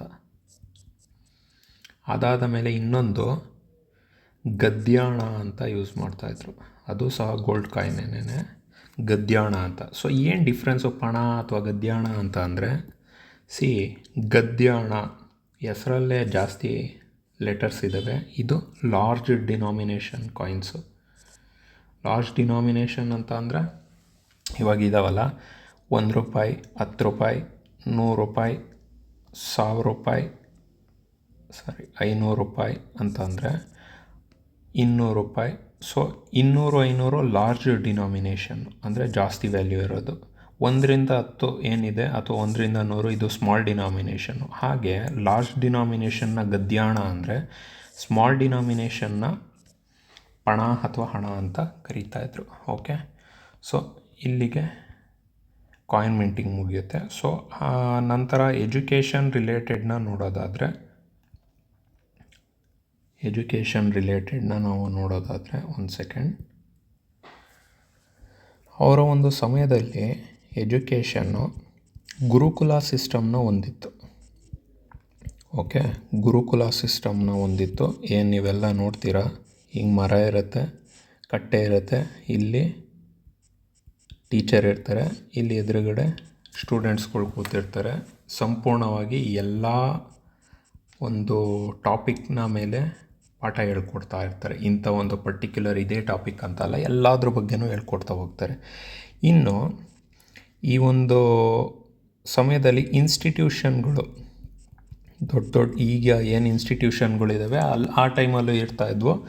ಅಂಥ ಇನ್ಸ್ಟಿಟ್ಯೂಷನ್ಗಳು ನಾವು ಅಗ್ರಹಾರ ಅಂತ ಒಂದು ರೀಜನ್ ಏನಿರುತ್ತೆ ಅದನ್ನು ಅಗ್ರಹಾರ ಅಂತ ಕರಿತಿದ್ವಿ. ಎಲ್ಲೆಲ್ಲಿ ನೋಡ್ಬೋದು ಅಂದರೆ ಬಳ್ಳಿಗಾವೆ ಪ್ರದೇಶ, ಅದಾದ ಮೇಲೆ ತಾಳಗುಂದ, ಅದಾದ ಮೇಲೆ ಬನವಾಸಿ, ಈ ರೀಜನ್ಗಳಲ್ಲಿ ನಾವು ಅಗ್ರಹಾರಗಳನ್ನ ನೋಡ್ಬೋದಾಗಿದೆ. ಇನ್ನು ನಂತರ ಏನು ಮಿಲಿಟ್ರಿ ಟ್ರೈನಿಂಗ್ ಅಂತ ಬಂದಾಗ ಎಜುಕೇಷನಲ್ಲಿ ಮಿಲಿಟ್ರಿ ಟ್ರೈನಿಂಗು ಬರುತ್ತೆ. ಗುರಿಲ್ಲಾ ವಾರ್ಫೇರು ಏನು ಎಸ್ಪೆಷಲಿ ಮಯೂರವರ್ಮ ಬುಡಕಟ್ಟು ಜನಾಂಗದವ್ರಿಗೆ ಕಲಿಸಿ ಪಲ್ಲವರ ವಿರುದ್ಧ ಜಯ ಸಾಧಿಸಿ ಶರ್ಮ ವರ್ಮ ಆದಂಥ ಸಮಯ. ಸೊ ಇದನ್ನು ಸಹ ಹೇಳ್ಕೊಡ್ತಾಯಿದ್ರು. ಅದಾದ ನಂತರ ಫೈನ್, ಇಷ್ಟು ಇಂಪಾರ್ಟೆಂಟು, ಇಷ್ಟನ್ನು ನೀವು ತಿಳ್ಕೊಬೇಕಾಗತ್ತೆ. ಓಕೆ, ಇದಾದ ಮೇಲೆ ನಾವು ಕದಂಬ ಟೆಂಪಲ್ನ ನೋಡೋದಾದರೆ ಇವರ ಒಂದು ಆರ್ಕಿಟೆಕ್ಚರ್, ಇವರು ಕಟ್ಟಿಸಿದಂಥ ಕದಂಬ ಟೆಂಪಲ್ಸ್ಗಳನ್ನ ಕದಂಬ ಆರ್ಕಿಟೆಕ್ಚರ್ ಅಂತ, ಕದಂಬ ಶೈಲಿ ಅಂತಲೇ ಹೆಸರುವಾಸಿಯಾಗಿದೆ. ಎಲ್ಲೆಲ್ಲಿ ನೋಡ್ಬೋದು ಅಂದರೆ ಐಹೊಳೆ, ಬಾದಾಮಿ, ಹಂಪಿ, ಇಲ್ಲೆಲ್ಲ ಕದಂಬ ಶೈಲಿಯನ್ನು ನೋಡ್ಬೋದಾಗಿದೆ. ಓಕೆ, ಏನು ಪ್ರಾಮಿನೆಂಟ್ ಫೀಚರ್ಸು ಈ ಒಂದು ಟೆಂಪಲ್ಲಿಂದು ಅಂತ ಅನ್ನೋದಾದರೆ ಇದು ಕದಂಬ ಶಿಖರವನ್ನು ಒಳಗೊಂಡಿದೆ. ಏನು ಕದಂಬ ಶಿಖರ ಅಂತಂದರೆ pyramid shaped rise in steps without decoration topped with a stupika or kalasha. ಇಲ್ಲಿ ಕಾಣೋ ಹಾಗೆ ಈ ಇಮೇಜ್ನ ನೀವು ನೋಡ್ಬೋದು ಅಲ್ವಾ. ಇಲ್ಲಿ ಏನೋ ಪಿರಮಿಡ್ಗಳ ಮುಖಾಂತರ ಹೀಗೋಗಿದೆ. ಓಕೆ, ಸೊ ಈ ಒಂದು ಸ್ಟೈಲಲ್ಲಿ ಟೆಂಪಲ್ಗಳ ರಚನೆ ಆಗ್ತಾ ಇರೋವಂಥದ್ದು. ಅದಾದ ಮೇಲೆ ಇಲ್ಲಿ ಕಲಶ ಇರ್ತಾಯಿತ್ತು ಅಂತ ಹೇಳ್ತಾರೆ. ಓಕೆ, ಸೊ ಇದು ಕದಂಬ ಶೈಲಿ. ಇದು ಎಲ್ಲಿ this type of shikhara was use several centuries later in Doddagaddavalli Hoysala temple and Mahakuta temple in Hampi. ನಂತರ ಬರುವಂಥ ಹೊಯ್ಸಳ ಟೆಂಪಲ್ಗಳಿರ್ಬೋದು ಅಥವಾ ಹಂಪಿಯಲ್ಲಿ ಕಾಣುವಂಥ ಮಹಾಕೂಟ ಟೆಂಪಲ್ ಇರ್ಬೋದು. ಸೊ ಅದಕ್ಕೆಲ್ಲ ಸ್ಟಾರ್ಟಿಂಗ್ ಪಾಯಿಂಟ್ ಯಾವುದು ಅಂತ ನೋಡೋದಾದರೆ ಕದಂಬ ಶೈಲಿಯ ಕದಂಬ ಟೆಂಪಲ್ಸ್ಗಳಾಗಿದೆ. ಓಕೆ, ಸೊ ಇಲ್ಲಿ ಹೇಳ್ತಾ ಇದ್ದಾನೆ Kadambas contributed to foundation of the later Chalukya Hoysala style. ನಂತರ ನೋಟೇಬಲ್ ಟೆಂಪಲ್ಸ್, ಇವರ ಸಮಯದಲ್ಲಿ ಇಂಪಾರ್ಟೆಂಟ್ ಟೆಂಪಲ್ಸ್ಗಳು ಎಲ್ಲೆಲ್ಲಿ ನೋಡ್ತೀವಿ ಅನ್ನೋದಾದರೆ ಮಧುಕೇಶ್ವರ ಟೆಂಪಲ್ಲು 10ನೇ ಸೆಂಚುರಿ ಬನವಾಸಿಯಲ್ಲಿ ಕಟ್ಟಿಸಿರೋ ಅಂಥದ್ದು ಮಧುಕೇಶ್ವರ ಟೆಂಪಲ್ಲು, ಇದೊಂದು ಇಂಪಾರ್ಟೆಂಟು. ನಂತರ 5th century monuments at Halasi are the oldest surviving Kadamba structures prominently featuring Kadamba shikhara with a kalasha on top. ಹಾಲಸಿಯಲ್ಲಿ ಸಿಗೋವಂಥ ಟೆಂಪಲ್ ಏನಿದೆ ಅಲ್ಲೇ ನಾವು ಕದಂಬ ಶಿಖರ, ಅದರ ಮೇಲೆ ಕಲಶ ಇರೋವಂಥದ್ದನ್ನು ನಾವು ಕಾಣಬೋದು. ಬಿಕ್ಕಿರೋವಂಥದ್ದೆಲ್ಲ ಡಿಸ್ಟ್ರಾಯ್ ಆಗಿರ್ಬೋದು, ಆದ್ದರಿಂದ ನಮಗೆ ಕಂಡುಬರಲ್ಲ ಅಂತ ಹೇಳ್ತಾರೆ. Okay, fine. ಹಾಗಿದ್ದರೆ ನೆಕ್ಸ್ಟು ಇನ್ನೊಂದಷ್ಟು ಇಂಪಾರ್ಟೆಂಟು ಟೆಂಪಲ್ಗಳನ್ನ ನೋಟ್ ಡೌನ್ ಮಾಡ್ಕೊಳ್ಳಿ. ಬನವಾಸಿಯಲ್ಲಿ ನಾವು ಮಧುಕೇಶ್ವರ ಟೆಂಪಲ್ನ ನೋಡಿದ್ವಿ ಅಲ್ವಾ. Banavasi Madhukeshwara temple. Okay, so ಅವರ ಒಂದು ಏನು ಫ್ಯಾಮಿಲಿ ಡೇಟಿ ಅಂತ ಅಂದರೆ ಅದು ಮಧುಕೇಶ್ವರ, ಅಂದರೆ ಕುಲದೇವರು ಅಂತ. ಕುಲದೇವರು ಯಾವುದು ಅಂತ ಅಂದರೆ ಮಧುಕೇಶ್ವರ. ಓಕೆ, ಬನವಾಸಿಯಲ್ಲಿರೋ ಅಂಥದ್ದು. ಮತ್ತು ಇವರು ಒಂದು ಹಬ್ಬ ಆಚರಣೆ ಮಾಡ್ತಾ ಇರ್ತಾರೆ. ಇವರ ಒಂದು ರಾಜ್ಯ ಹಬ್ಬ ಅಥವಾ ಒಂದು ಡೈನೆಸ್ಟಿ ಹಬ್ಬ ಫೆಸ್ಟಿವಲ್ ಅಂತ ಅನ್ನೋದಾದರೆ ಚೈತ್ರ ದೀಪಾವಳಿ. ಓಕೆ, ಇದು ಇಂಪಾರ್ಟೆಂಟು, ನೆನಪಲ್ಲಿ ಇಟ್ಕೋಬೇಕು. ಇನ್ನು ಹಾಲಸಿ ರೀಜನ್ ಏನಿದೆ ಇಲ್ಲಿ ಕಲ್ಲೇಶ್ವರ ಟೆಂಪಲ್ ಸಿಗುತ್ತೆ ನಿಮಗೆ. ಕಲ್ಲೇಶ್ವರ ಟೆಂಪಲ್ ಸಿಗುವಂಥದ್ದು. ನಂತರ ತಾಳಗುಂದ ರೀಜನ್ ಏನಿದೆ, ತಾಳಗುಂದದಲ್ಲಿ ಪ್ರಣವೇಶ್ವರ ಟೆಂಪಲ್ ಸಿಗುತ್ತೆ. ಸಮ್ಟೈಮ್ಸ್ ಏನಾಗುತ್ತೆ, ಮ್ಯಾಚ್ ದ ಫಾಲೋಯಿಂಗಲ್ಲೂ ಕೇಳ್ಬೋದು ಯಾವ್ಯಾವುದು ಎಲ್ಲೆಲ್ಲಿ ಕಂಡುಬರುತ್ತೆ ಅಂತ. ಓಕೆ, ನೆಕ್ಸ್ಟು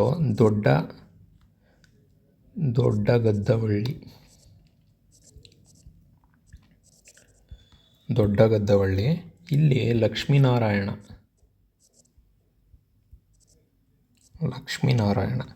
ಇನ್ನು ದೇವಗಾಂವ್ ವಿಲೇಜ್ ಅಂತ ಇದೆ, ದೇವಗಾಂವ್. ಇಲ್ಲಿ ಕಮಲನಾರಾಯಣ ಟೆಂಪಲ್. ಓಕೆ, ನಂತರ ಗೋವಾದ ಹತ್ತಿರ ಅರವೇಲಂ ಅಂತ ಒಂದು ಜಾಗ ಇದೆ, ಅರವೇಲಂ ಗೋವಾ ಹತ್ರ. ಇಲ್ಲಿ 3 ಹಿಂದೂ ಕೇವ್ ಟೆಂಪಲ್ನ ನೋಡ್ಬೋದು. Okay, cave temple. ಇನ್ನು ಒಂದಿಬ್ಬರು ರಾಜರು ಜೈನ ಬಸದಿಗಳನ್ನ ಕಟ್ಟಿಸ್ತಾರೆ. ಜೈನ ಟೆಂಪಲ್ಸ್ಗಳನ್ನ ಬಸದೀಸ್ ಅಂತ ಹೇಳ್ತಾರೆ ಅಷ್ಟೇ, ಸಿಂಪಲ್. ಜೈನ ಬಸದಿ ಅಂದರೆ ಏನು ಡಿಫ್ರೆಂಟ್ ಅಲ್ಲ. ಜೈನ್ ಟೆಂಪಲ್ಸ್ನ ಬಸದೀಸ್ ಅಂತ ಹೇಳ್ತಾರೆ. ಅದರಲ್ಲಿ ಗುಡ್ನಾಪುರದಲ್ಲಿ ಒಂದಿದೆ, ಗುಡ್ನಾಪುರ. ಇನ್ನೊಂದು ಹಾಲಸಿಯಲ್ಲೊಂದಿದೆ. ಓಕೆ, ಇಲ್ಲಿ ಗುಡ್ನಾಪುರದಲ್ಲಿ ಕಟ್ಟಿಸಿರೋವಂಥದ್ದು ಹರಿವರ್ಮ ಅನ್ನೋ ರಾಜ. ಹಾಲಸಿಯಲ್ಲಿ ಕಟ್ಟಿಸಿರೋವಂಥದ್ದು ಮೃಗೇಶವರ್ಮ. ಫೈನ್. ಸೊ ಇಷ್ಟು ಇಂಪಾರ್ಟೆಂಟ್ ಆಗುತ್ತೆ. ಅದಾದ ಮೇಲೆ ಏನು ಇಲ್ಲಿ ನೋಡೋದಾದರೆ, ಕದಂಬಾಸ್ ರಿಲಿಜಿಯನ್ಸ್ ಅವರ ಒಂದು ಕಂಡೀಷನ್ ಒಂದು ವೇದಿಕ್ ಹಿಂದೂಯಿಸಮು. ಮಯೂರ ಶರ್ಮ ಬ್ರಾಹ್ಮಣ ಆಗಿರ್ತಾನೆ, ನಂತರ ವರ್ಮ ಆಗಿ ಕ್ಷತ್ರಿಯ ಸ್ಟೇಟಸ್ನ ತಗೊಳ್ತಾನೆ. ಓಕೆ, ಸೊ ಇಷ್ಟು ಇಂಪಾರ್ಟೆಂಟ್ ಆಗುತ್ತೆ. ಇನ್ನು ನಿಮಗೆಲ್ಲ ಗೊತ್ತಿರೋ ಹಾಗೆ ಬನವಾಸಿ ಜಾಗ ಏನಿದೆ, ಅಲ್ಲಿ ಪ್ರತಿ ವರ್ಷ ಕರ್ನಾಟಕ ಸರ್ಕಾರ ಕದಂಬೋತ್ಸವ, ಫೆಸ್ಟಿವಲ್ ಆಫ್ ಕದಂಬ ಅಂತ ಆಚರಣೆ ಮಾಡ್ತಾರೆ. ಇನ್ನು ಎಲ್ಲರಿಗೂ ಗೊತ್ತಿರೋ ಹಾಗೆ ಫಸ್ಟ್ ಕನ್ನಡ ಕಿಂಗ್ಡಮ್ ಏನಿದೆ, ಕನ್ನಡ ಒಂದು ನೆಲೆಯನ್ನು ಇಟ್ಕೊಂಡು ರಚನೆಯಾದಂಥ ಡಾಕ್ಟರ್ ರಾಜ್ಕುಮಾರ್ ಅವರ ಫಿಲಮ್ ಮಯೂರ, ಅದನ್ನು ಸಹ ನಾವು ನೆನಪಲ್ಲಿ ಇಟ್ಕೋಬೋದು. ಇನ್ನೊಂದು ಇಂಪಾರ್ಟೆಂಟ್ ಪಾಯಿಂಟ್ ಏನು ಹೇಳ್ಬೋದು ಅಂತಂದರೆ, ಅರೌಂಡ್ 2005 ಇಂಡಿಯನ್ ನೇವಿ ಕಾರವಾರದಲ್ಲಿ INS ಕದಂಬ ಅಂತ ಇಂಟ್ರೊಡ್ಯೂಸ್ ಮಾಡುತ್ತೆ, ಕಮಿಷನ್ ಮಾಡುತ್ತೆ. ಓಕೆ, ಇದು ಸಹ ಇಂಪಾರ್ಟೆಂಟು. ಫೈನ್ ಸ್ನೇಹಿತರೆ, ಸೊ ಅಲ್ಲಿಗೆ ಕದಂಬಾಸ್ ಡೈನೆಸ್ಟಿ ಏನಿದೆ ಇಷ್ಟು ಇಂಪಾರ್ಟೆಂಟ್ ಆಗುತ್ತೆ. ಇದನ್ನು ಬಿಟ್ಟು ನಿಮಗೆ ಬೇರೆ ಯಾವುದೇ ರೀತಿಯಾದಂಥ ಕ್ವಶನ್ಸು ಉದ್ಭವ ಆಗುವಂಥದ್ದು ಕಡಿಮೆ. ಬಂದ್ರೂ ಲೈಕ್ 5% ಎಲ್ಲಿಂದನಾದರೂ ಬರ್ಬೋದು. ಸೊ ನಿಮಗೆ ನಾನು ಹೇಳೋದಾದರೆ 95% ಸಿಲಬಸ್ಸು ಅಂದರೆ ಕಂಪ್ಲೀಟ್ ಹಿಸ್ಟ್ರಿ ಕವರಪ್ ಆಗುತ್ತೆ. ಸೊ ಕದಂಬಾಸ್ ಫಿನಿಶ್ ಆಗುತ್ತೆ. ನೆಕ್ಸ್ಟು ಡೈನೆಸ್ಟಿ ನೋಡ್ಬೋದು. ಸೊ ಅಲ್ಲಿವರೆಗೂ ಇದನ್ನು ಬೆಸ್ಟ್ ರಿವಿಷನ್ ಮಾಡಿ. ಮತ್ತು ಇನ್ನೊಂದು, ಇದು ಪೇಯ್ಡ್ ಬ್ಯಾಚ್ ಆಗಿರುತ್ತೆ. ಮೇನ್ ರೀಸನ್ ಏನು ಅಂತಂದರೆ, ಇವಾಗ ಯಾರಿಗೆ ಗೊತ್ತು, ಇದರಲ್ಲಿ ವಿಡಿಯೋ ನೋಡಿರೋದ್ರಲ್ಲಿ ಎಷ್ಟೋ ಜನ ಲಾಸ್ಟ್ವರೆಗೂ ನೋಡೇ ಇರೋಲ್ಲ. ಲಾಸ್ಟ್ವರೆಗೂ ನೋಡಿರೋರಿಗೆ ಗೊತ್ತಾಗುತ್ತೆ. ಬಿಕಾಸ್ ಅರ್ಧಕ್ಕರ್ಧ ಜನ, ಅರ್ಧನೂ ಅಲ್ಲ, 90% ಮೆಂಬರ್ಸ್, 90 to 95% ಮೆಂಬರ್ಸಿಗೆ ಲಾಸ್ಟ್ವರೆಗೂ ರಿಟೈನ್ ಮಾಡೋ ಅಂಥ ಒಂದು ಪೇಷನ್ಸು ಇರೋಲ್ಲ. ಸೊ ಅಂಥವ್ರಿಗೆ ಈ ಬ್ಯಾಚ್ಗಳ ಅವಶ್ಯಕತೆಯೂ ಇಲ್ಲ. ಓಕೆ, ಸೊ ಇದು ಪೇಯ್ಡ್ ಬ್ಯಾಚ್ ಆಗಿರುತ್ತೆ. ಸೊ ಕಂಪ್ಲೀಟ್ ಕರ್ನಾಟಕ ಹಿಸ್ಟ್ರಿ ಮತ್ತು ಜಿಯೋಗ್ರಫಿ ಇನ್ ಡೆಪ್ತ್ ಕ್ಲಾಸಸ್ಸು ಇರೋವಂಥದ್ದು.